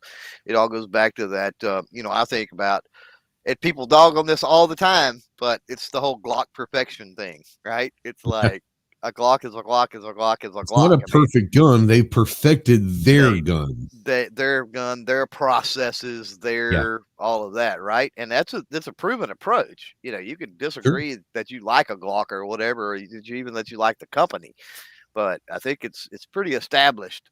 It's a valid approach, and so working with that one model continually, I think it's going to turn out well. I do well, too. It was fun at range day. We at one point, you guys have been there more than I have. This was our first year there, but even with attendance down this year, we're in the booth, and at certain points we're just overrun with people. Like you look up from one group and you give your spiel, and then you're on to the next group and you give your spiel, and you're trying to capture these people coming back from the range to find out if they had a good experience. What did you like? What did you not like? Well, I look up at one point, I find myself talking to this group of 4 guys, and I realize they're not talking much. And when they do talk, they've got very heavy accents. I look down at the damn thing you're saying. I look down at the name badges, and it all says Glock, Glock, Glock, Glock, Glock. And I'm like, oh, nice to meet you, fellas. How you doing? They're their spine. Here's the thing. Take that as a compliment, honestly. If you're on Glock's radar and they send people over to find out what the hell's going on in that booth with this gun, you've done something, bro. That's seriously. That's a compliment. Just don't announce a groundbreaking caliber at SHOT Show in front of Glock. We'll take it. Historically, that's bad. Did you ever hear that story? I don't think I have. Oh yeah. So Clover, tell them the story about when Smith & Wesson released the 40 Smith & Wesson. So I can't tell this story without pimping out one of the greatest books of all time. Sure. Rise of America's Gun. Go pick it up. Amazon, whatever, local library if you can. If you want to know about gun culture, if you want to know about Glock as a company, if you want to know about a lot of the things they innovated, not just as far as a firearm, but running a company, fighting anti-Second Amendment stuff, Now, albeit for their benefit, but still fighting Second Amendment stuff. Amazing book. But anyway, it tells a story in there that 40, obviously, It's the Smith & greatest Wesson going to thing come ever. out with a 40. 10 millimeter was too much because all the little babies were whining because they couldn't handle 10 millimeter. It's all good. I get it. Girly men and all that kind of stuff in the FBI. And so Smith & Wesson says, well, what we're going to do is we're going to neuter a 10 millimeter. We're going to chop the case down. It's going to be less powerful. It probably won't even go through styrofoam, but our agents need this. It's going to bounce off the paper target, you know, but what it is. So anyway, so we got to have the 40 S&W. So here we go. And so Smith & Wesson collabs and produces the 40 S&W. They haven't built a gun yet, but they've got the 40 S&W. And they release it at SHOT Show, and they actually put dummy 40 S&Ws in bowls out on their booth. So a Glock guy walks by, grabs him a handful, just like everybody else that goes to SHOT Show, takes it back to the Glock booth, makes a call over to Austria, and by like Thursday of SHOT Show, Glock had the very first 40 caliber handgun. Gaston said, I want, before SHOT Show is over, I want the first 40 Smith & Wesson gun on the floor. And they had a Glock. No on the kidding. floor Yep. before Smith & Wesson did. Yep. That weekend in 2 days. Now, once again, a Glock's a Glock is a Glock. So at this point, we're talking a barrel, you know, or whatever. But no, I will say amazing. It's not just a barrel. Like anytime you're inside the ammo or the gun industry. In 2 days, they designed a gun for a round that was introduced on a Tuesday, and on Thursday there was a gun for it. That's awesome. Okay. Yeah. Well, that speaks. But awesome. that speaks to Glock's manufacturing process and everything else, right? I mean, once they had the specs on the cartridge and everything, it was just a matter of some tweaks, and they had it with the prototype anyway to say, here it is. Wow. I just think that's one of the greatest stories ever. It was just one of those things where, and it comes back to this, and I'm not trying to blow smoke. If there were guys from Glock looking at your gun, they don't do that just to go do that. Like someone had heard something. They heard something. And so they heard something. Hey, and they said, hey, I want you guys to go check that out, you know? So that's a good thing. And I'll take it a different direction too. Don't get me wrong. Like we're flattered that anybody would want to look at the gun. And honestly, the flattery should go to Fatih and Matei and the team at BRG and the people who build it over there. Not to say we haven't done a lot of hard work to bring it here and market it. We have. But they designed it. They developed it, right? Sure. One thing, and I just happen to have one of the prototype ones here. And, you know, obviously this one is in the tan color. But, you know, you talk about people coming to the booth. So one of the things that was gratifying for us was this back strap right here is interchangeable. That's not a revolutionary idea, but there's not every gun that has that either. And so it comes shipped with the medium, but there is a small and a large. So if you're Johnny Big Hands, you can use the large back strap there and get that comfortable grip. If you're me, I like the medium. It's perfect. But we had some ladies that came over from two of, I believe, are the largest female shooting groups in the country in Shoot Like a Girl and A Girl and a Gun. Yep, they both sent representatives over to the booth, and we had out on display there the large, medium, and small backstrap styles. Right. And to a woman that came and shot this gun, they were extremely pleased with two things. One, the ergonomics of how it felt in your hand and shot in your hand, the comfortability of the shot, the recoil didn't eat you up. And the other thing was something that's in the process of being trademarked right now, and that's what is called the perfect touch slide release. So, you know, obviously some people call it the slide release, some people call it the slide stop. But we've all shot the gun where I don't care how big your hands are. Sometimes brand new out of the box, you got to get both hands on that son of a gun and press it down to get it to release, right? This gun is the most comfortable. It's at the right spot, the right amount of pressure. Yep. You're not going to accidentally release it. I'm not going to say it's like a light touch. That's why it's called the perfect touch slide release. You can, all of the controls and operations of this gun are just comfortable. And so, look, yes, are we gratified that other gun manufacturers came over? Sure. I have to say probably the top gratification I got that day was the female shooters who came up, which represent a long-awaited growing part of our industry and a very welcome part of our industry, who said, we love that gun. That's comfortable and non-intimidating and easy to shoot. We want this gun in their hands. And if they're going to go out and represent it to their constituency and their members and shooters, bingo, that's a fantastic partnership. Bingo. 100%. Yeah. Absolutely. Go ahead, Clove. Yeah. No, I was saying bingo. There you go. Yeah. Yeah. It's and, huge. Women are the fastest growing demographic out there. So, and they're also the biggest demographic that have, I'm not saying intentionally, but have been almost overlooked by the industry with gun designs. They don't, hey, you just need to go with this gun. It's going to be okay for you. Very few guns had the thought process of women in a design process. And I think the last few years, you're starting to see more and more manufacturers at least say, hey, we're going to put a small backstrap, or let's put a small backstrap and test it with ladies to see if they like the feel. And they're actually being included in the design process, which is, like I said, half of the world are women, and they need to be able to defend themselves just like anybody else. So, yeah, Absolutely. honestly. I want to kind of transition to this one because we met at SHOT Show and we've become friends ever since. But, from someone, you said it's your first SHOT Show, from someone's perspective, regardless if this was a weird year and all of that, I know how it is for me and Clover and the media side of it, but from your side of it, whether you're talking Buffalo Cartridge or BRG, from the vendor side of SHOT Show, what's that like? Is it like duck in a water, or how does your week go that weekend? Was it what you expected it or what? Yeah, so not my first SHOT Show, my first range day. My first SHOT Show was 2014. Okay. But I will say this year was my most enjoyable SHOT Show. So the first year I went to SHOT Show, I didn't know anybody. I did not know anybody. So you show up and you're kind of like that lost puppy dog. Not only did I not know anybody, I was the least knowledgeable person at our company because it was all new to me. And so I just kind of announced at the beginning of every conversation, I would just kind of raise my hand and go, I know less than anybody in the room right now. I just want you to know that. And I'm here to learn and to listen. That takes a lot to say that, though. A lot of people wouldn't say that.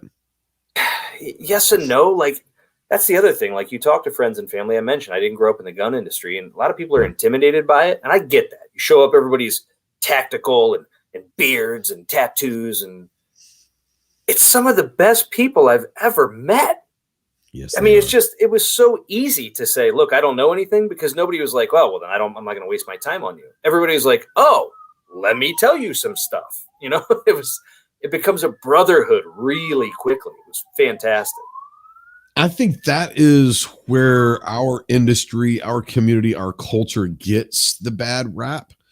Is you look at a lot of our industry and all that are former military or whatever, LEO, and they're kind of like the bigger grizzly tatted up guys that are kind of intimidating looking.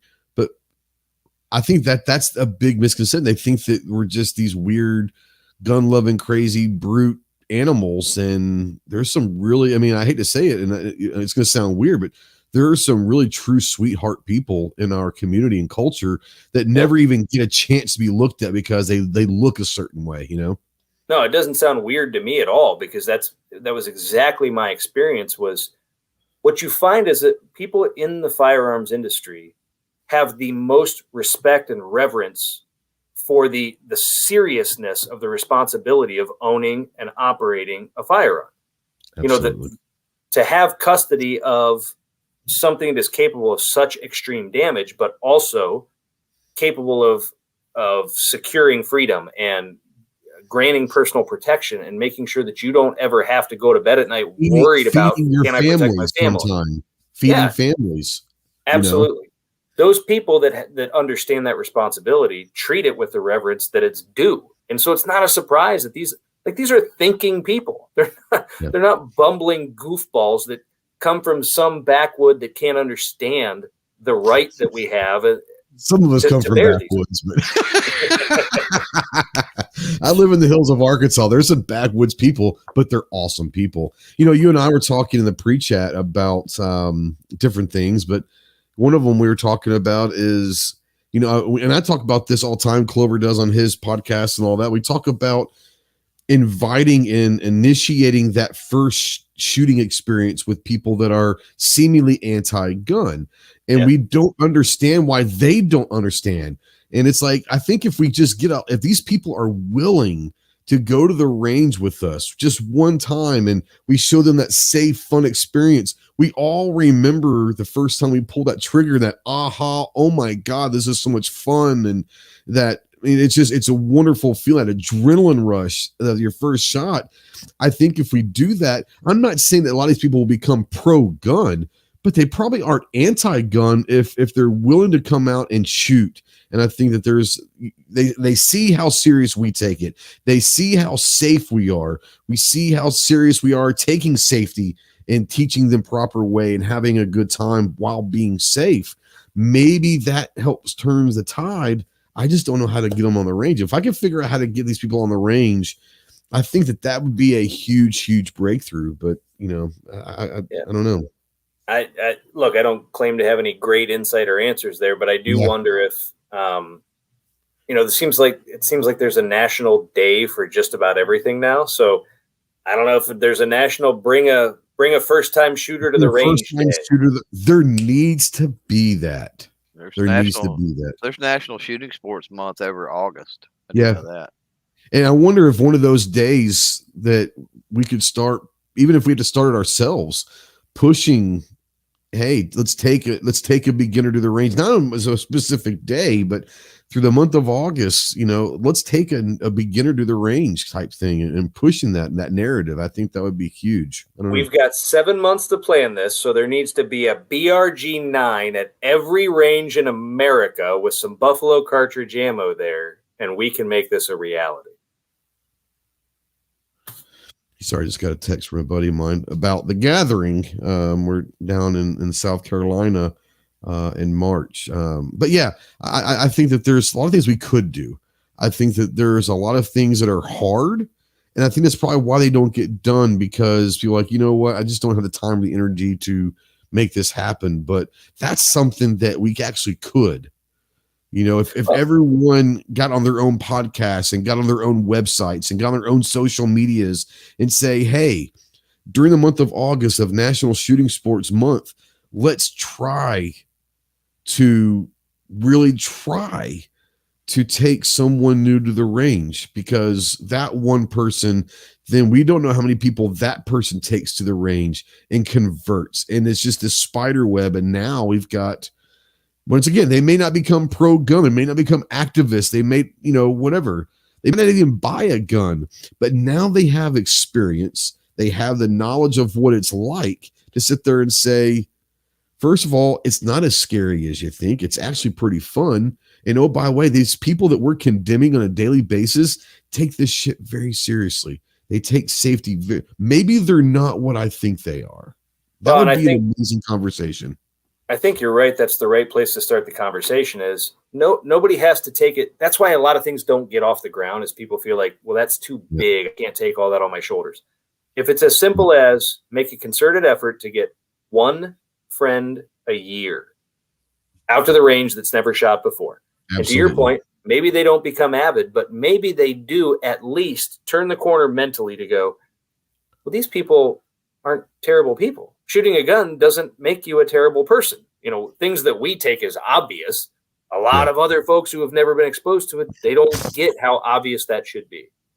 Absolutely. And Stan out there was saying his wife and him takes first shooters. They shoot water jugs. And we were going to talk about that, you know, taking a watermelon or a fruit or something that will explode or something, because that is a milk jug, a water jug, something that when they shoot it goes boom, some tannerite, if you will, whatever, something that they're going to remember and say, that was fun. That's what it's all about. Clove, just jump on in if you got any things. I know that you spend a lot of time with new shooters, being a coach in 4-H and all that. And I'm sure you probably got an insight on maybe what it takes to get some of these new people out. Yeah, I mean, I hate to say this, but honestly, and that's one thing where National Shooting Sports Month plays into it, rather than maybe doing it on the 4th of July, Independence Day, Liberty. You remove some of the political connotation, with national shooting sports. And honestly, we've got to back off some of that a little bit. And that's tough to say, in my opinion, and it's tough to say and tough to swallow. But, we all know the Second Amendment is a right. We all know everybody should, at the very least, respect the Second Amendment. And we all realize how important the Second Amendment is. So I'm not denigrating that in any way. I'm just saying you don't get somebody from absolutely zero knowledge of firearms to rah, go to A, right? With one range session, one talk, one whatever. Can you get somebody? Yeah, I'm sure that it can happen, but that should be the goal. Typically, it's a progression, right? Yep. Ken came Plant into that things seed. late in life. Agree or disagree, Ken, that it is for people like yourself, it's a progression. Yeah. So like on Instagram, I'm late life hunter on Instagram because, I considered it late in life. Most people don't start at 35 years old hunting, but I did. And even though Trace made me promise I wouldn't bring it up. I've never hunted. Well, Trey made me promise I wouldn't bring it up in front of you, Clove, but it was with a bow. So, archery. Nice. We're going to derail the chat now, bro. Sorry. I told you it was going to happen. Not a crossbow, right? No. That's no, cheating. No. That's cheating. Nope. No crossbow. I don't even own one. But regardless, we'll keep this tactical in respect of Trey. Been real, guys. I'll let these guys take over. I'll see y'all next week. So just so Ghost feels better, he knows that my PSE Stinger does have a Picatinny rail, a flashlight, and a laser on it. So is that a tactical bow? I mean, it is where I come from. Yeah. He's gonna fall asleep though, so we have to pivot quickly. My point is, regardless of where it starts, for me, it was like being a kid again. I mentioned I shot BB gun as a kid. I got out, I started shooting archery, and I went, well, just letting stuff go down range is a lot of fun. Yep. And so that quickly progressed into pistol shooting and a little bit of rifle shooting. And so before I knew it, now I'm out there waterfowl hunting, and I realized there's a lot of good stuff that comes along with the shooting sports that literally 10 years ago, my eyes were closed to. I just it wasn't on my radar. Yeah. For me, getting into the shooting sports with IDPA, now I'm getting into the long range competition, but my competition life started with IDPA, and then I did some steel challenge and stuff. But for me, ironically, and maybe this is how I'm wired. I'm ultra competitive. Like I'll cut your throat to beat you in dominoes type ultra competitive. Noted. But for me, my family doesn't play Monopoly, by the way, because of me. Let's just be real. I can admit that. Yeah. That's okay. Anyways, yeah. So, but for me, the IDP, the competition was basically born out of loving to go to the range, but honestly kind of getting a little bored just going to the range and doing training or doing practicing or whatever. It was, I needed something in my mind to get me to want to go back to the range all the time to get better at something. And so let's say, well, let's go shoot some IDPA stuff, because when I first start, I'm god awful terrible. Well, let's just be real. I'm a good shot, but it's a whole different ball game when you're talking about competition. And so now I had a reason to go back to the range and focus on getting better at a skill. Anyone can go and shoot paper, but if you go with a purpose, whatever that purpose is, whether it's shooting sports or whatever, but if you go, instead of just going to the range saying, I've got a box of ammo and I'm just going to go and shoot. If you say, I've got a box of ammo and I need to work on a draw or, presentation and making sure that I'm at the same height every time, and I've got my grip pressure, whatever it is that you're working on, that's when you actually become a better guns fighter, gun handler, gun shooter, which is going to make your whole life better, because if you are caring for self-defense, that's going to make you better. But it's the shooting sports side, and I get where a lot of people don't get involved with shooting sports because they say that shooting sports is competition. That's not necessarily true. That's one facet of the shooting sports. But if I think where I came into it was, it gave me a reason to want to get better. Does that make sense? I don't know if that makes sense to you, but for me, that's exactly what it was about. Is it gave me a reason to go to the range and perfect a craft, or at least try to perfect a craft and get better at handling. And that's really what it's all about. Go ahead. I just got a text, he said. I don't know if I've gotten a text. Well, and, we obviously just touched on like 3 very different parts of the shooting culture. There's the shooting sports for competition, which is linked into driving yourself to being a better operator. So God forbid, if you find yourself in that situation, you're proficient. But that kind of leads into that, what probably should be the first thing that gets mentioned, and that's personal protection, personal defense, your Second Amendment right to keep and bear arms and use them if necessary. And then there's that third piece that's hunting and providing. Look, firearms there's something different to everybody, but the fact is everybody's got the right to go experience it in their own way. And it's what's fantastic. It's what's revered around the world about being an American is people, they come here. You talk to so many people who are foreign exchange students or people who are here on travel visas, and they go, am I allowed to shoot a gun? Can I go to a shooting range? There's an allure to it, but there is a responsibility within, obviously, our industry to help people understand, look, this can be safe, it can be fun, it can be enjoyable, but it is also a kind of a sacred right that is preserved here for a very specific reason. Yeah, well, my wife's Japanese. I'll just do 2 seconds. I'm not very smart. I'll forget this, but my wife's Japanese. She doesn't like firearms. And it's not because she hates them, I don't think. I don't think that she's typically scared of them. She grew up in a culture where they're just not there. You don't own firearms in Japan. So it is something that's way new, like way out of the realm. She didn't grow up having guns around. Whether she shot them or not, they weren't around. Uncle Joe didn't have a 22 rifle or whatever. So the firearm lifestyle and culture for foreigners you're right. For some people, it's like, man, you guys are like, that's why a lot of people think that America is a wild, wild west and still like cowboys and shit because we have guns. And it's like, we're not meeting out in the street at high noon, but I think a lot of people think that because that's just not something, even that countries that allow firearms in their country aren't as free with shooting them and having whatever you want. There's highly restricted in what they can have over there in Europe and all of that. So being over here and being truly, free, being able to have firearms is for foreigners. It's kind of a weird thing. And I can speak for my wife. Like I said, she doesn't want anything to do with firearms. And she's just like, she doesn't care that I shoot them and have them and all that. She's like, hey, that's not me. I didn't grow up with that. I have no desire to be part of that lifestyle. But yeah, it's weird. Go ahead, Clove. Oh, I was just going to add too, Ken talked about, obviously self-defense in hunting and shooting sports and all of those angles. There's another angle too that, I think we all subscribe to in some way or another. And that's the mechanics, the workmanship, the craftsmanship, the beauty. Sure. Right. Absolutely. It's like, heirlooms, things that are passed down, sentimental value. Ken talked about the old school, how people complain about innovation, but then want the old school at the same time, right? And it's because of just, you think about, 100 years ago, over 100 years ago, 150 years ago, right?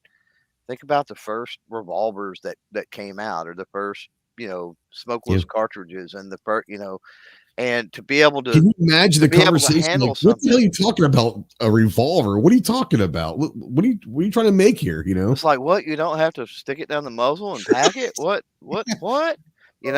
And thinking about how that's done in a blacksmith shop or something, right? Back then. Yeah, we got a call coming in. So let's see. Pat Hirsch. Let's see here. Armed Citizen Podcast. Who we got here? You got Pat Hirsch on the line tonight. How about that? We are so good. Let me put up your thing. I've even got your own little overlay now. What's up, Pat? How you doing, brother? Oh, not too bad. Just wanted to thank everybody for the chat tonight, and thank you for bringing out this gun at a great price point, because I think there's one other little thing, and it may be minor, but at the price point that these guns are releasing at, what about people that want to conceal carry and have to get a license and have to go through all the rigmarole and spend those couple $100 to get a license?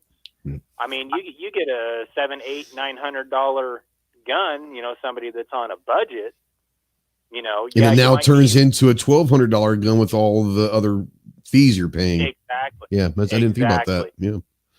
Exactly. So that was just a little point that I wanted to bring up tonight, because that makes a big difference. I mean, when somebody's budgeting in a gun and ammo and stuff like that, they'll sit down and put pen to paper and go like, okay, well, this is how much the gun's going to cost.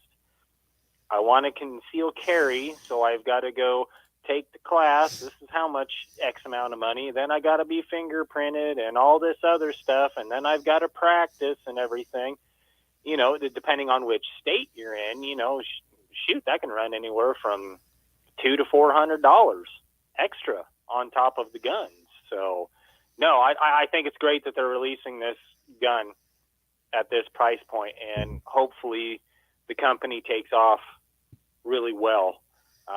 I know I'm going to definitely be looking into one of these guns, because I'm with 4 kids and everything, I'm definitely on the budget friendly side of everything. So I'll have to definitely give this gun a hard look, and just from everything that I've heard tonight, definitely have to take a look.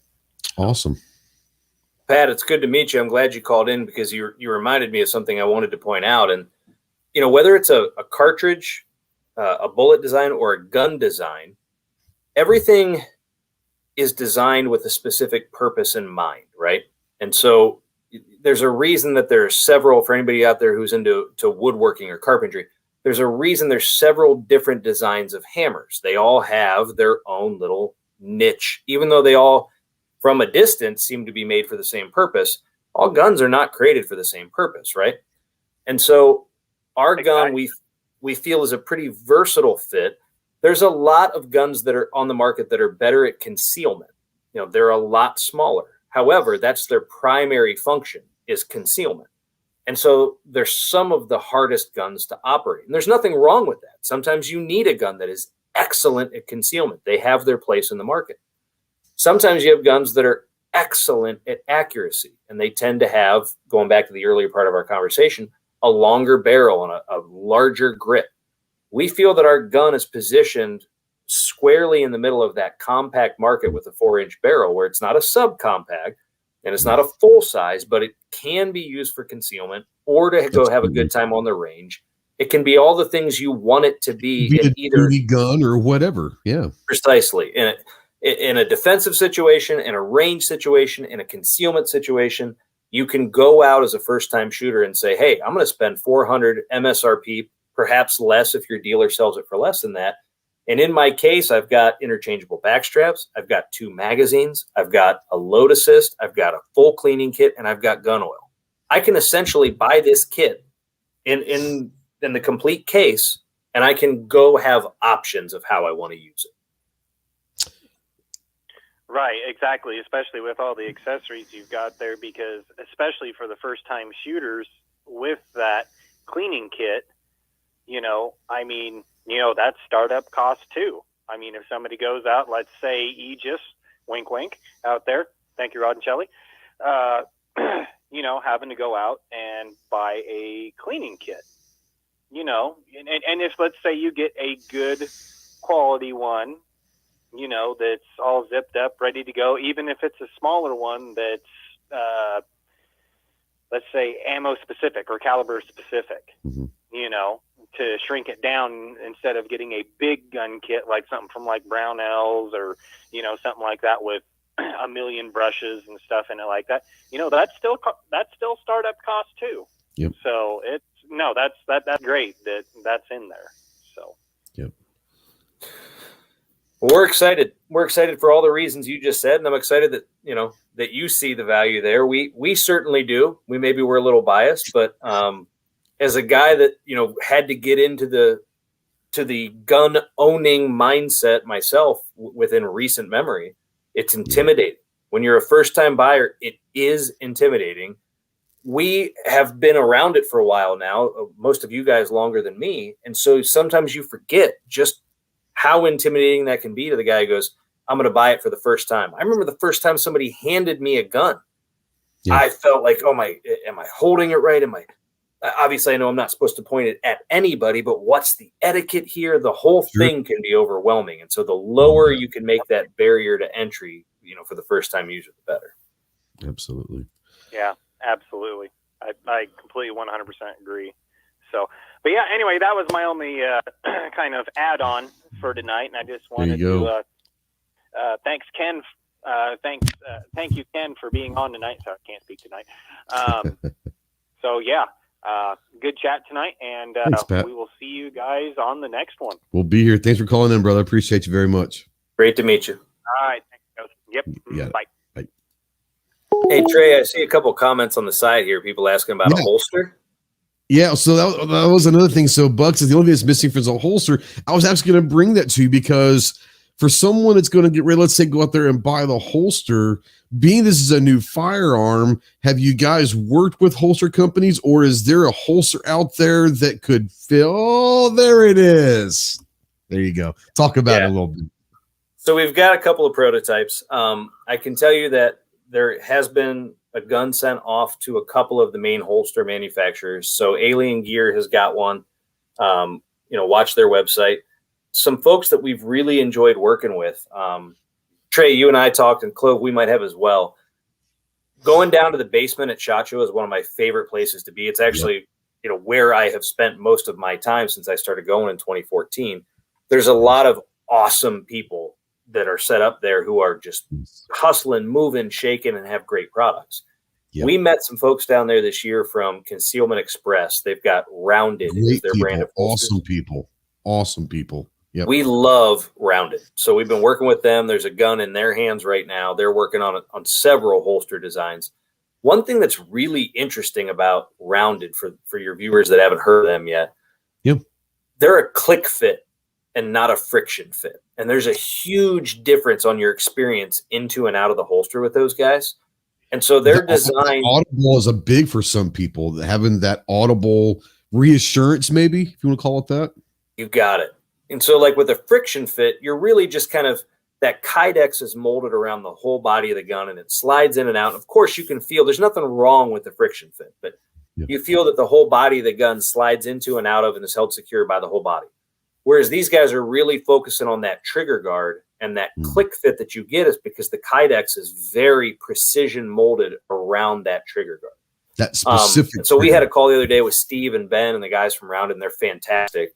We're so excited to get our first prototype of the holster from them. And look, we're looking to make these holsters available on the common retail sites as well as our site. So folks don't have to worry about, can I find magazines? Can I find holsters? Yes, it's all going to be available in the very, very near future. The gun itself right now is some dealer direct. Dealers have it. We are still building our distribution channel. Things like this are going to help us because the bigger groundswell we can build, if people go into their dealer and saying, hey, do you have this gun? Hopefully they do. If they don't, they go to their distributor and say, hey, do you have this? The dealers will go to their distributor and say, do you have this gun? If the distributors don't have it, then they're going to start coming to us the more often that request comes out.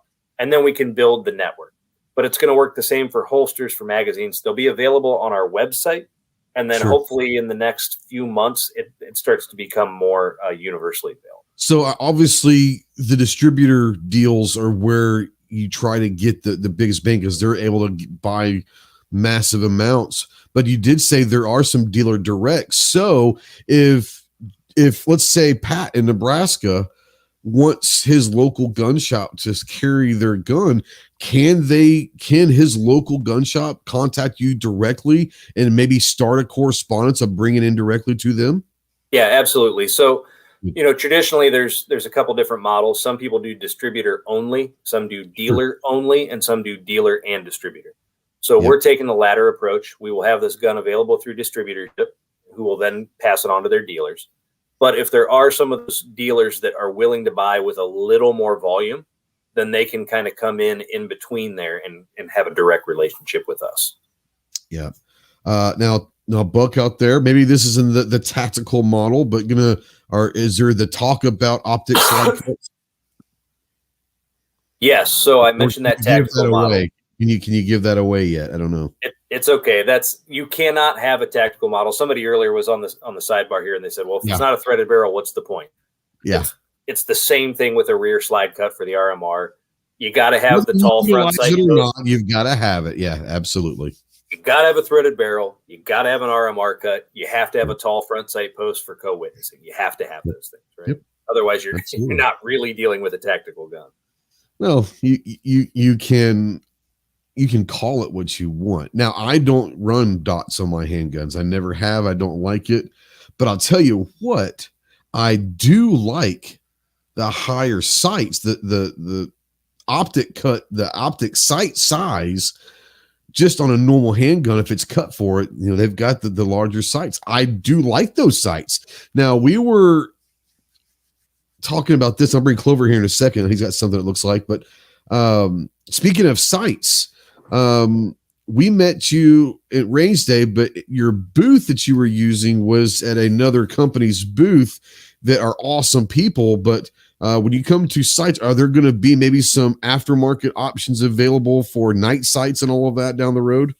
Yep. So thank you for bringing it up. Night Vision, fantastic company. Yes. Their history their history is so cool. So these guys have been making compasses for the U.S. military since the 80s. And a lot of people don't realize this, but the military spec for a compass is it has to be self-illuminating. And people go, okay, well, what does that mean? Well, it doesn't mean it's going to take sunlight or moonlight through some kind of fiber optic. It doesn't mean it's going to take some battery-operated source. Self-illuminating means exactly that. It has to be self-illuminating. Well, the only way to do that, to my knowledge, the way these guys are doing it, is with tritium, which is a low emission radioactive substance. So they've got little canisters of tritium, little vials of tritium that are around the face of the compass that are lighting this thing up. They have since pivoted as a company and said, well, what else can we do with tritium in addition to these compasses for the military? And they came to the obvious conclusion, which is night sights. It's in hot demand. By the way, the coolest booth at SHOT Show this year.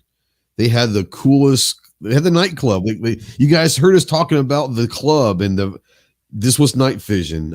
Awesome people, but yeah, cool booth as well. Go ahead. Sorry. Yeah. So what Ghost was referring to is when you show up to their booth, they've got this back entrance you can go in, and it's like you walk in and you're not sure if you just entered a rave. It's the black lights and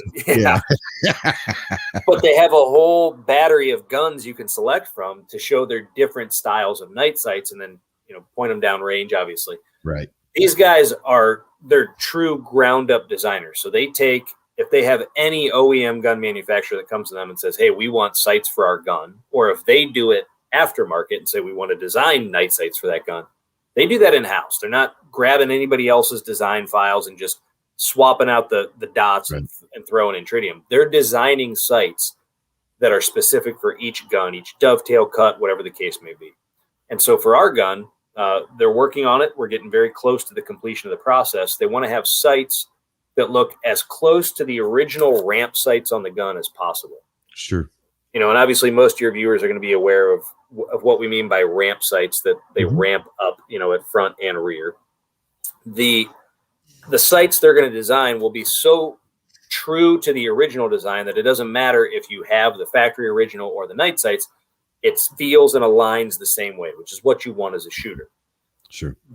The wonderful thing about Night Vision is if you go to their site right now, if you go to Night Vision's website, it doesn't matter if you have a Smith or a Glock or a Canik, whatever it is, they've got an option available for you.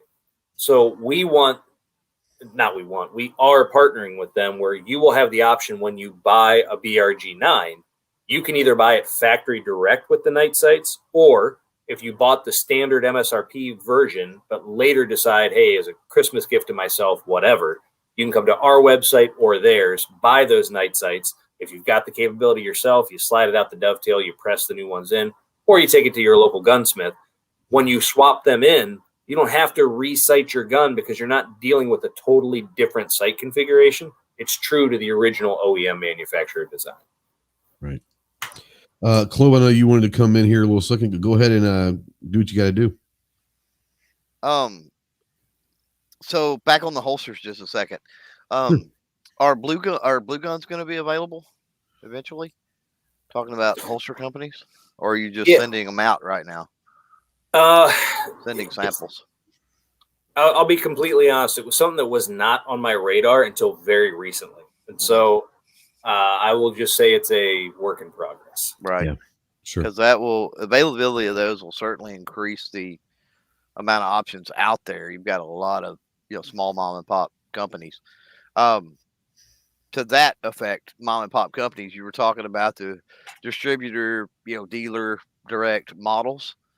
So one thing, and this is, I'm glad to see that you're utilizing both, but one thing that has been a real stick in my craw for the last couple of years anyway, is my local gun shops, mom and pop, lifeblood of the industry. I mean, truly, are having major problems with their distributors because their distributors cater to these big conglomerates as well as them. And the big conglomerates get everything. I've got one local gun shop that told me the other day that he knows good and well he's getting lied to by his distributor because some of the same people that use that distributor are getting 22 and he hadn't had 22 from them. They just tell him that, well, we haven't seen any. And he's like, I know that's a lie. I know they're lying to me. And I'm like, they've got to be because they're feeding it to other people. So they're just not telling you that. They're telling you they ain't seen it, but they actually are. So it's good to see that you're willing to work with, you recognize that and you're working dealer direct with some of the mom and pops. I guess my question with that is, where can you even say where you fall with? Are you going to be more concerned with filling orders for the smaller mom and pops, or are you going to placate more to the distributor side of things, do you think? Well, at the risk of sounding like I'm giving you too vague of an answer, we are really taking an any and all approach right now. So we know our place in the world, right? We're a new brand from a new importer. Right. And while we know we've got a great product and we're doing a lot of things the right way, we're in a mode where we want as many people as possible to experience this gun.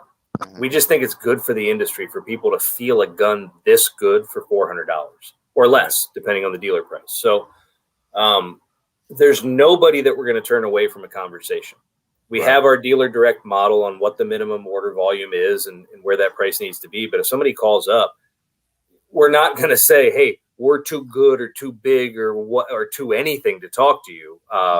We're going to talk to anybody because we want to get this gun in as many hands as possible. And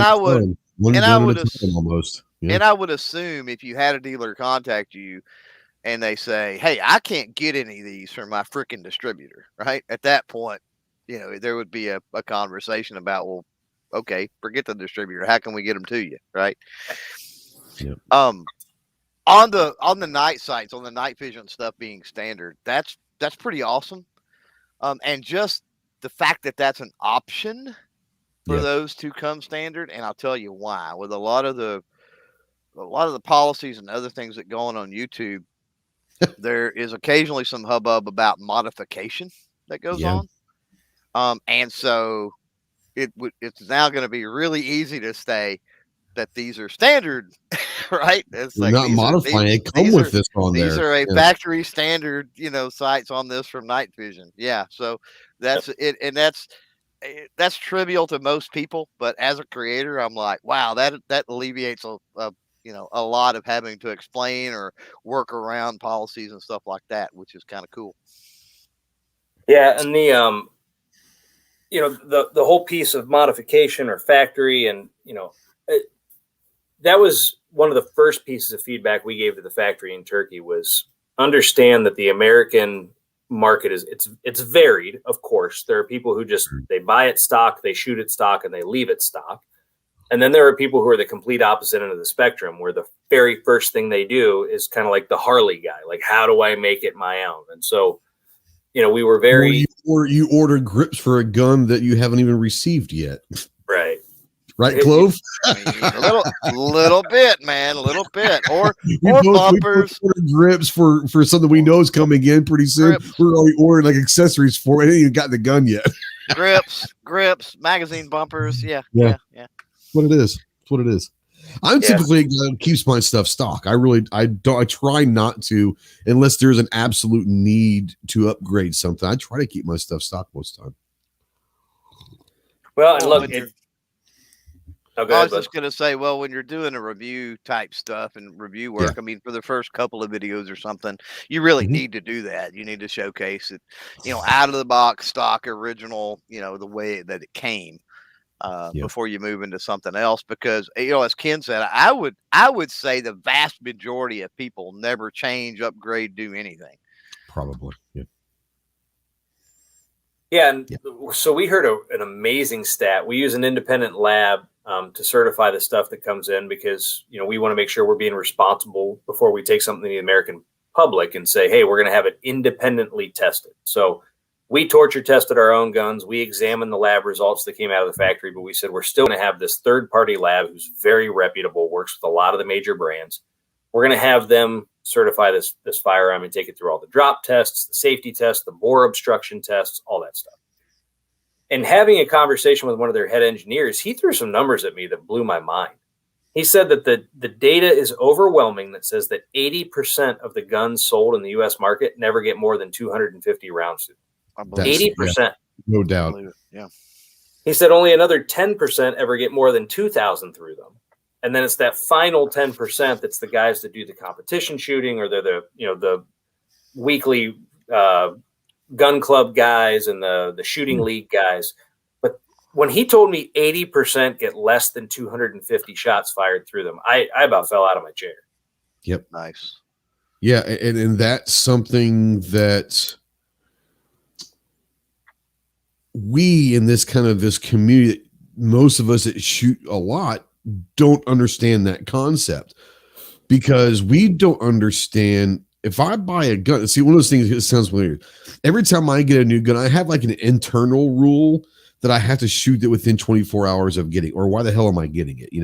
I want at least going to go, like most of the time I'll go to the gun shop, I'll pick it up and I'll drive straight to the range and at least put a magazine through it just to shoot it. It might be a few weeks or a month before I shoot it again, but that first 24 hours I'm getting it. To me, there are people that will buy a gun, and I don't understand it, but there's a lot of people that do it, and they'll put it in the nightstand or in the drawer or in the safe, and they might shoot a box of 50, might last 10 years for them.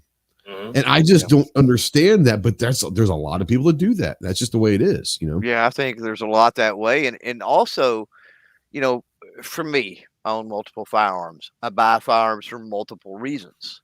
Sure. I've got a few that's never been shot and never will be shot even, right? I've got some that are fairly uncomfortable to shoot or require certain, like the 50, for example, that require certain logistical things. It's just a pain in the butt to take it out to shoot. That does not get shot very often. So, and ammo cost. You're not going to take a 50 BMG and shoot it. Well, and ammo cost is not even that. It could be any number of things. It could be 9mm nowadays with ammo cost. I mean, honestly, but all of that plays exactly into that data, Ken, that you talked about. So it's not surprising at all. Well, and I think, we talked earlier about trying to get new people out to the range. I think one thing that, my instructor, when I first got into shooting, he drilled into me was that shooting is a perishable skill. It's not like riding a bike. You don't hop on and you're just as good after 2 years off. You can take 2 years off of riding a bike. I'm probably on 10 years off of riding a bike. I could hop on. I'll be just fine. Yep. It is not the same with the firearm. It's everything from the psychological level of comfort with, what a immense responsibility of this thing that you have in your hand, to the literal muscle control and discipline that it takes to get the right grip and the right sight alignment and the right trigger discipline to keep those shots on target the way that you should. And so as ambassadors for the Second Amendment and for shooting sports in general, I do think we have a responsibility, if we take people out to the range, to say, hey, if you like this, if you're going to get a gun, if you're going to keep it by your bedside, it's your responsibility, obviously, keep it safe, children in the house, etc. But it's also your responsibility, get out to the range on a at least semi-consistent basis and make sure you're proficient with this tool that you bought presumably to protect your life in a dire situation. Well, if it's important enough to go out and spend several $100s and make that emotional and an intellectual commitment to, it's important enough to practice from time to time. Yeah, 100%. in self-defense, with the ranges in which most self-defense occur, or the range at which most self-defenses occur, it doesn't take a lot. That's my opinion, but I mean, it doesn't take a lot. It really doesn't.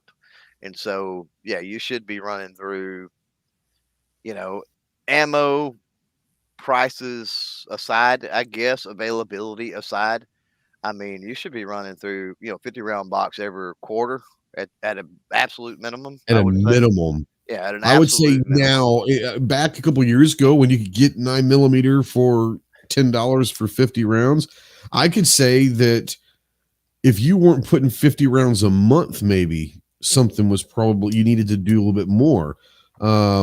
I don't think it's outrageous to expect someone, especially if they intend on using it, whether or not they're carrying it every day, makes no difference to me. If you got it in a nightstand or in a safe right there by your nightstand, and you plan on having to use it for self-defense, should that happen, then you need to be proficient. I'm not saying you need to be an expert. You don't need to be a world champion.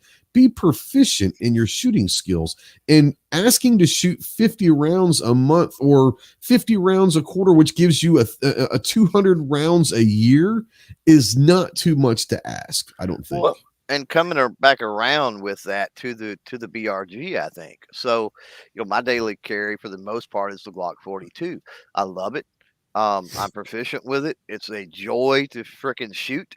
And so the firearm you shoot the most with, the firearm you shoot the least is typically the firearm that most people carry, right? And for me, it's not that way. It's like I legit shoot my 42 more than anything else, probably. You're pretty close. 22 aside, right? Or maybe 12 gauge aside. It's the handgun I shoot the most anyway. So, coming back around to that, you've got to have something. I'm saying you got to have something that feels good, that's enjoyable, and that's what I said earlier about the BRG, having that familiar feel and everything to it for me. Or just straight up enjoying shooting the gun. Yeah, and what Ken was talking about earlier with the ladies that come over and they enjoyed really like the feel and everything. I think that's important, and I think the BRG potentially has that to be a firearm that people legitimately enjoy shooting, and so they will get out more and shoot it. Well, and I'll tell you, you guys met Rodney at SHOT Show. So Rodney is our operations manager, and he's a guy that his hobbies are staying sharp physically and tactically, right? So he goes home, he doesn't watch TV, he finishes dinner, and he goes down to the basement, he does gun drills for an hour a night, and that's after he gets in his run and his lifting. Like, that's how he's wired. And when he came to me after we started, really, are we going to do this or are we not going to do this? He was one of the first guys to say, Ken, I'm telling you, this gun is going to be something. He had switched from carrying a couple of the major brands for the past 20 years to carrying this BRG as his everyday carry. He started walking the walk. It was on his hip every day. And he said, this is the gun I want to trust in this situation. And that was a big moment for me to go, oh yeah, for sure. Man, this guy, he's not just saying it like because he wants to be in on it. Like this guy is so he put his life into the hands of this gun. Absolutely. And so he tells me, like, yeah, I've only put 10 to 12,000 rounds downrange, depending on when I had this conversation with him. I've put 12,000 rounds downrange, but I've had 50,000 presentations with the weapon, is what he calls it. Absolutely. Where he's pulling it out of the holster. He's dry firing every night, right? And so in my mind, look, Rodney's the extreme end of the spectrum. Most of us are not going down to the basement for an hour a night doing gun drills, doing 50,000 presentations with a gun in 6 months. We're just not. But let's not be the other end of the spectrum, too, that buys a gun because we saw on a news article something that scared us. We shot it just enough to get through a concealed carry class and then put it in the bedside safe or carry it in our purse every day, but don't shoot it. There's got to be a better middle road for most people to go, I'm not going to do 50,000 presentations. That's fine. But don't be the person that buys it and doesn't shoot it for a year. Come on. Yep. You owe yourself better than that. Yeah, we still got the original 50 rounds we bought with this gun 10 years ago. Why? Right. Right. Quick question. K Dingo out there. This is back on the ammo side of things with Buffalo Cartridge. Will Buffalo Cartridge introduce a cartridge in the 30 Super Carry? Never say never. Yeah. It's going to be one of those things where someone was asking me about that, and I said, what really needs to happen for the 30 Super Carry to really hit, because we've seen calibers come and go. Some of them hit big, some of them you never hear from again, but it's going to take more than one ammo company producing it, and it's going to take more than one gun company producing a gun for it. Smith & Wesson, sure, but you start seeing the Rugers, the Tauruses, SIGs, or Glock, or you start seeing 5 or 6 companies producing a model chambered in 30 Super Carry. That's going to either force Federal to really amp up, or other companies to come out with that caliber as well. But it's going to take a combination, because there's a good chance we don't see or hear about 30 Super Carry a year from now. I mean, there's a legitimate chance. We've seen that happen. But I think for 30 Super Carry to survive and be that viable void between 380 and 9, there's going to need to be multiple production carriers of the ammo and multiple production models of handguns. So I think you'll see other companies, whether or not you guys get involved or not, but I'm sure you'll start seeing some that are at least going to try to see if they fit in that market. I'm not real sure when a company like Federal develops something like that, for example. I don't know how licensing and I don't know either. I think other things can work. I'm not familiar with that. Ken making they might have it for the first year or two that they can only one be that produces it. Right? Yeah, right. Well, you guys mentioned Wildcat cartridges earlier, and so that's how all cartridges start. Back from way back in the day, before they called them Wildcat cartridges, somebody comes up with a concept, right? And they say, here's why we think it's a good concept. I'll be honest, when I first saw 30 Super Carry, I thought, why? But then I read about it and I thought, well, they do have a point, because you can achieve the same ballistics, debatably better, but at least the same, with a 30 Super Carry with the slightly smaller diameter of the projectile. But then basically what you get is a smaller diameter casing where you can fit more in the magazine and have more firepower in your hand at a time. Okay, I understand the concept. What I try to explain to people all the time is that when they say, oh my gosh, you get to be in the ammo business or you get to be in the gun business, that's fun. Well, it is. Yeah, there's an aspect of it that's fun. But at the end of the day, it's still manufacturing. Okay, you're still making X number of widgets, and you're trying to compete with this guy over here who's got a bigger, better, cheaper widget factory. So when you look at something like the 30 Super Carry, you have to understand that for the first, and I'm throwing numbers out here, but whatever it is, 5, 10, 15, 20, 30 years of its life, it's competing with a behemoth that's been on the market. If you look at the history of the 9mm cartridge, it's got a longer history than most people realize. And it took it that long to become king. Kings don't give up their crowns easily. Right. So could the 30 Super Carry become something? Trey, to your point, maybe it goes away. Maybe it becomes something. I wouldn't bet the farm on it, just because that's the safe bet, is to not bet the farm on it.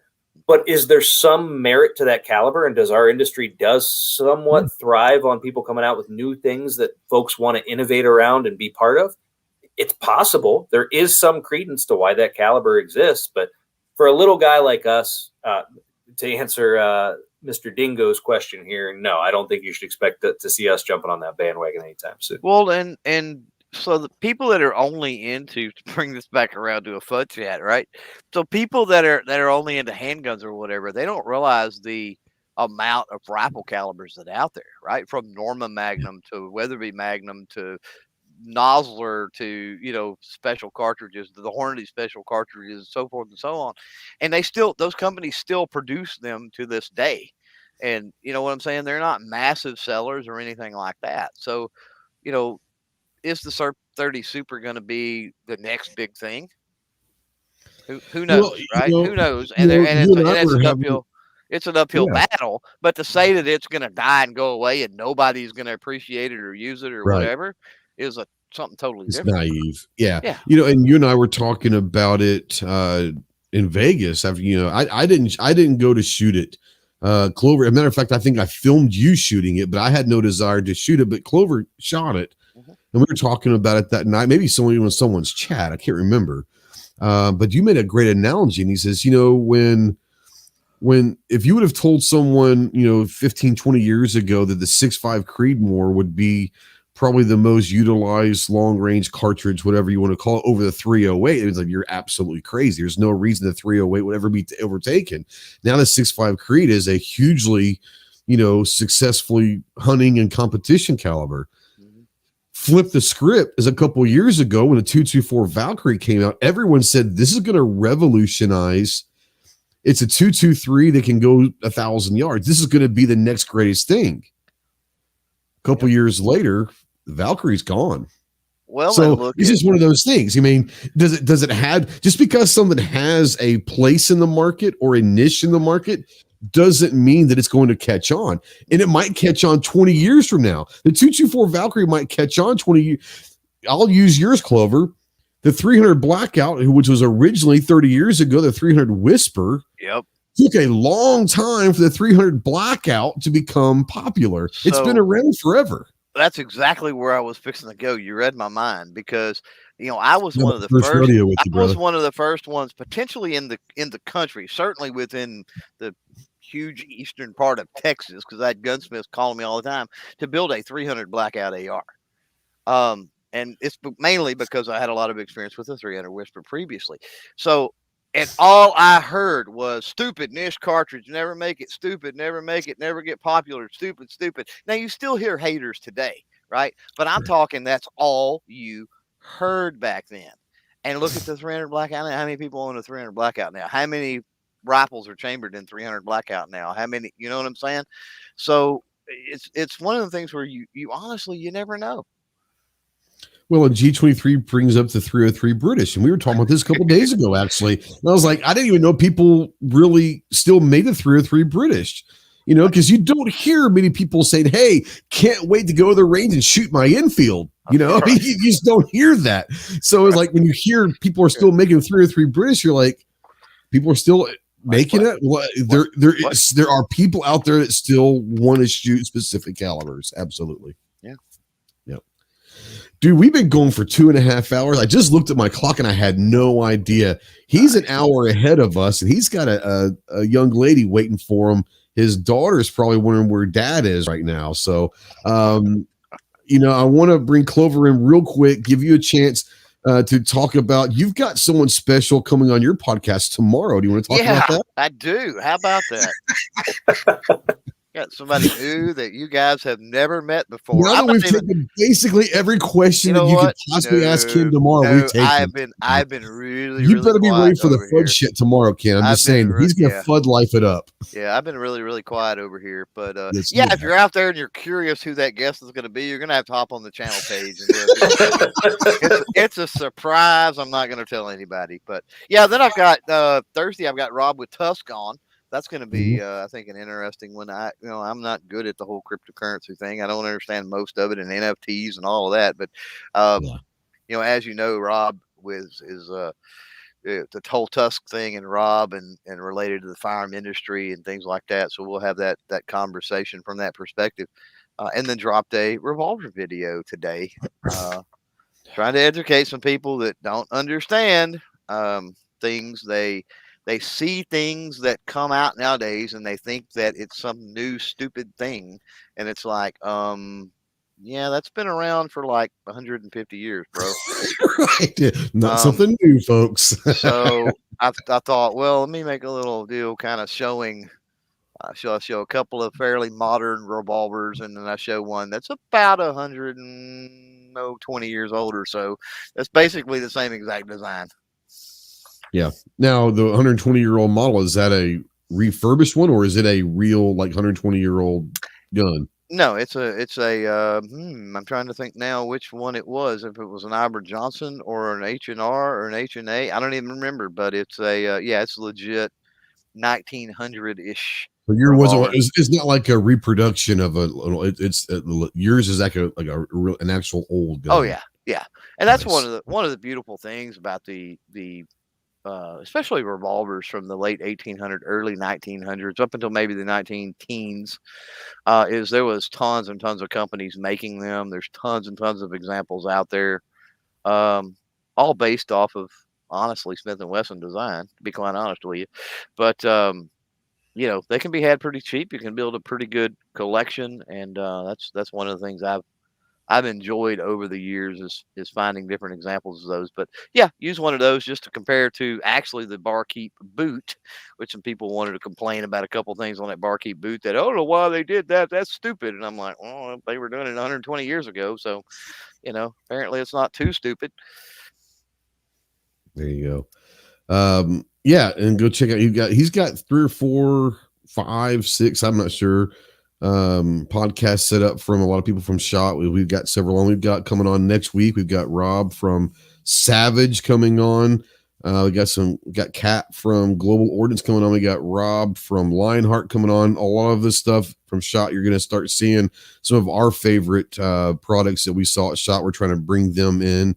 Obviously, we wanted to get Ken on here very quickly because it was one of our favorite, not only one of our favorite products, but also probably one of my favorite people we've met at SHOT in recent years. So it was nice to kind of click with someone personality wise and all of that, being able to joke around with them. And, and we were talking before is he's one of those things where we just met, but it was like pretty quickly, you felt like we've maybe personality, we kind of known each other for a while because we were just giving each other hell like right away. I was like, it was nice. It's refreshing to meet someone that doesn't take life too seriously, because we don't like to do that around here either. So it was great to meet you guys. We with it being our, I don't even know, 8th, 9th shot, whatever it was, but our first range day. You hear that term media. Well, I've never been around the media. I didn't know if I should be expecting paparazzi or what I would hope to have met. People that try to bring an entourage to make themselves look more important. But honestly, most of the best ones, the guys that we hang with, Snob and Clover and Obnoxious and Sarge and all them, just dudes that like shooting guns. To be fair here, it was late in the day. Then we have Clover. It was late in the day on range day. So when I walked in the booth for BRG there, I was tired and I didn't give my normal spiel, which is, hey, I'm Clover Tack on YouTube. What are you going to give me? That's usually how I start the conversation. But I was tired, Ken. I apologize, Ken. He comes on someone's shoulders and he has he's got an entourage. It's pretty impressive. Yeah. I feel bad about that. I could tell you were a big deal. As soon as I met you, I said, whoa, this guy is a big deal. Relative word, I'm not big, but I'm a big deal. No, it was a great experience. Burgundy, I'm kind of a big deal, From Jump Street though, like we could tell you guys that came and shot the gun, and not just you guys, but obviously pretty quickly developed a rapport with you guys. By and large, the folks we met on range day and really all week long, it was a refreshing reminder that the folks in the 2A community, we're all in the same boat. We know what rights we want to preserve. We know what culture we're trying to be good stewards of. And the people who play well together tend to be the people who are not faking it. They're people who are genuine, right? Yep. And that's kind of when that's like I said, you kind of say, okay, serious person that doesn't take himself seriously. That's my kind of guy. Like, we can be serious and not be an asshole, and that's the cool thing about it. Getting a lot of comments out here about awesome show. You need to come back on. Ken knows that he's got an open now. First of all, guys, we popped his cherry. By the way, this was his first. So I'm a first-time podcaster. First-time podcast, and it can get addicting. I'm not gonna lie. We've had a lot of friends in the industry that after coming on my show and Clover's and a few others had a lot of fun. They're like, we need to start our own. And I hate to say this, and not directly, but we had a lot to do with some of these actual manufacturers having their own podcasts, because it is addicting. And if you have fun with it, and we try to have fun. And I mean, $10, Pat Hurst. Thank you, brother. Appreciate you very much, bro. If we can do it, anybody can do it, right? So guaranteed, if I can, I promise you anyone can do it. I don't even show up on camera. So it's like, Actually, people don't know this. That's what Clover really looks like. That's a live shot, by the way. He just he's a leprechaun. He cannot move for 2.5 hours and just look like that. I will be on camera tomorrow. Yeah, you will. Yeah, you will. I want to let Ken talk real quick while you're kind of talking about both BCC and BRG. I'm going to be throwing some links out there to the chat, but I'm going to give you a few minutes to talk about where they can find you. Any information last minute that you want people to know about both companies, if you want. No, I appreciate that. So BuffaloCartridge.com and BRG-USA.com, and there is a hyphen between BRG and USA. But if you go to the BuffaloCartridge.com website, you can link to BRG USA, or you can Google either one. It's let's be honest, it's 2022, so you can find pretty much everything you set your mind to on the internet. The ammo and the gun are both available and linked off of the website. The sales of the gun direct from the website actually launched this week. So my latest IT update, I don't believe it went live today, but sometime before the end of the week, they should be live. And so we hope to be able to sell you the gun, the holster, the magazines very soon. We'll continue to work with our dealer directs, with our distribution network.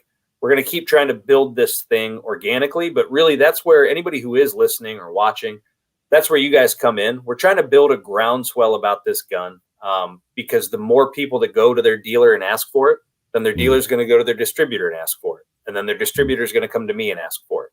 And so this thing is happening from the ground up. Really appreciate you guys having us on today. Look forward to being on some podcast tomorrow. May or may not be with a leprechaun. We'll see. Hey, you got to go to the B team eventually. It's probably some crap. I'm the C team, by the way. So you're actually moving up in podcast tomorrow. Nice. I'm like the D team, and he's probably at least a B team. I thought we were D list. There's a shot show. We are D list. Oh, there's the list, man. I forgot about that. Yeah. The D-list celebrities. Yeah. I love it. Rod, our good friend Rod with Aegis Gun Care says, first time I met these guys, they walked into our booth. This was at SHOT like 2017 or 2018. Walked into our booth and basically said, you obviously know who we are, so where's the free shit? That's the true story. No, Rod's been a great friend over the years, and Rod was saying also, you said that you guys are putting some lube or solvent in your gun cases. I can speak for Rod, and I can give you his contact. If you guys are looking to partner with a solvent or lube company, these guys are unbelievable. They can do whatever, but I'm stick around after we go live. We do after chat for a few minutes, and if you want to, I can get you his contact. But yeah, I can vouch for that stuff, and they're out of Idaho. They're great lube and solvent and all that. But yeah, always love meeting good people, man. Absolutely. Was from Texas. From Texas, and now he moved up to Idaho. And on top of that, his wife's cool as hell too. So that's the reason why, honestly, we stick around with Rod, is we like to be around Shelly. So sorry, Rod. The truth hurts. He knows that though. But no, guys, thank you so much. Like I said, next week we've got Savage on to talk about the Savage Stance and the Impulse, their new rifle as well. But check that out. Please go check out. I put the links out there, and they're going to be in the description below for their websites and social media. But go check out Buffalo Cartridge and also BRG USA. You get the ammo and you get the firearm.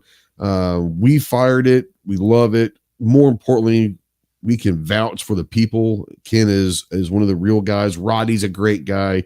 We can vouch for these guys, and I'm not saying that it's the greatest gun in the world. I'm not saying to go out and buy it because I tell you. I'm saying go try it. Find somewhere that you can get it. Try it. Think for yourself. But I promise you that you're going to be surprised when you get your hands on it. But guys, thank you so much for watching. If you're watching in replay or listening in podcast form, the conversation doesn't have to stop. Go ahead and utilize the comment section for any questions for myself, Clover, or Ken with the companies. Go ahead and leave those comments, this question in the comments. We'll get those to the respective people. If you're out there in the podcast form, please, I don't say this very often, but I'm going to say it. Give us a review. I don't care if it's a 1-star or 5-star. Give us a review out there on the podcast platform that you're using. If you like what you're hearing, subscribe to it. Make sure you get notified when the podcasts come out. and give us a rating, give us a comment, do something that does help the algorithms with the podcast form. So thank you so much for watching. We will see you soon. Semper Fi. Thanks, guys.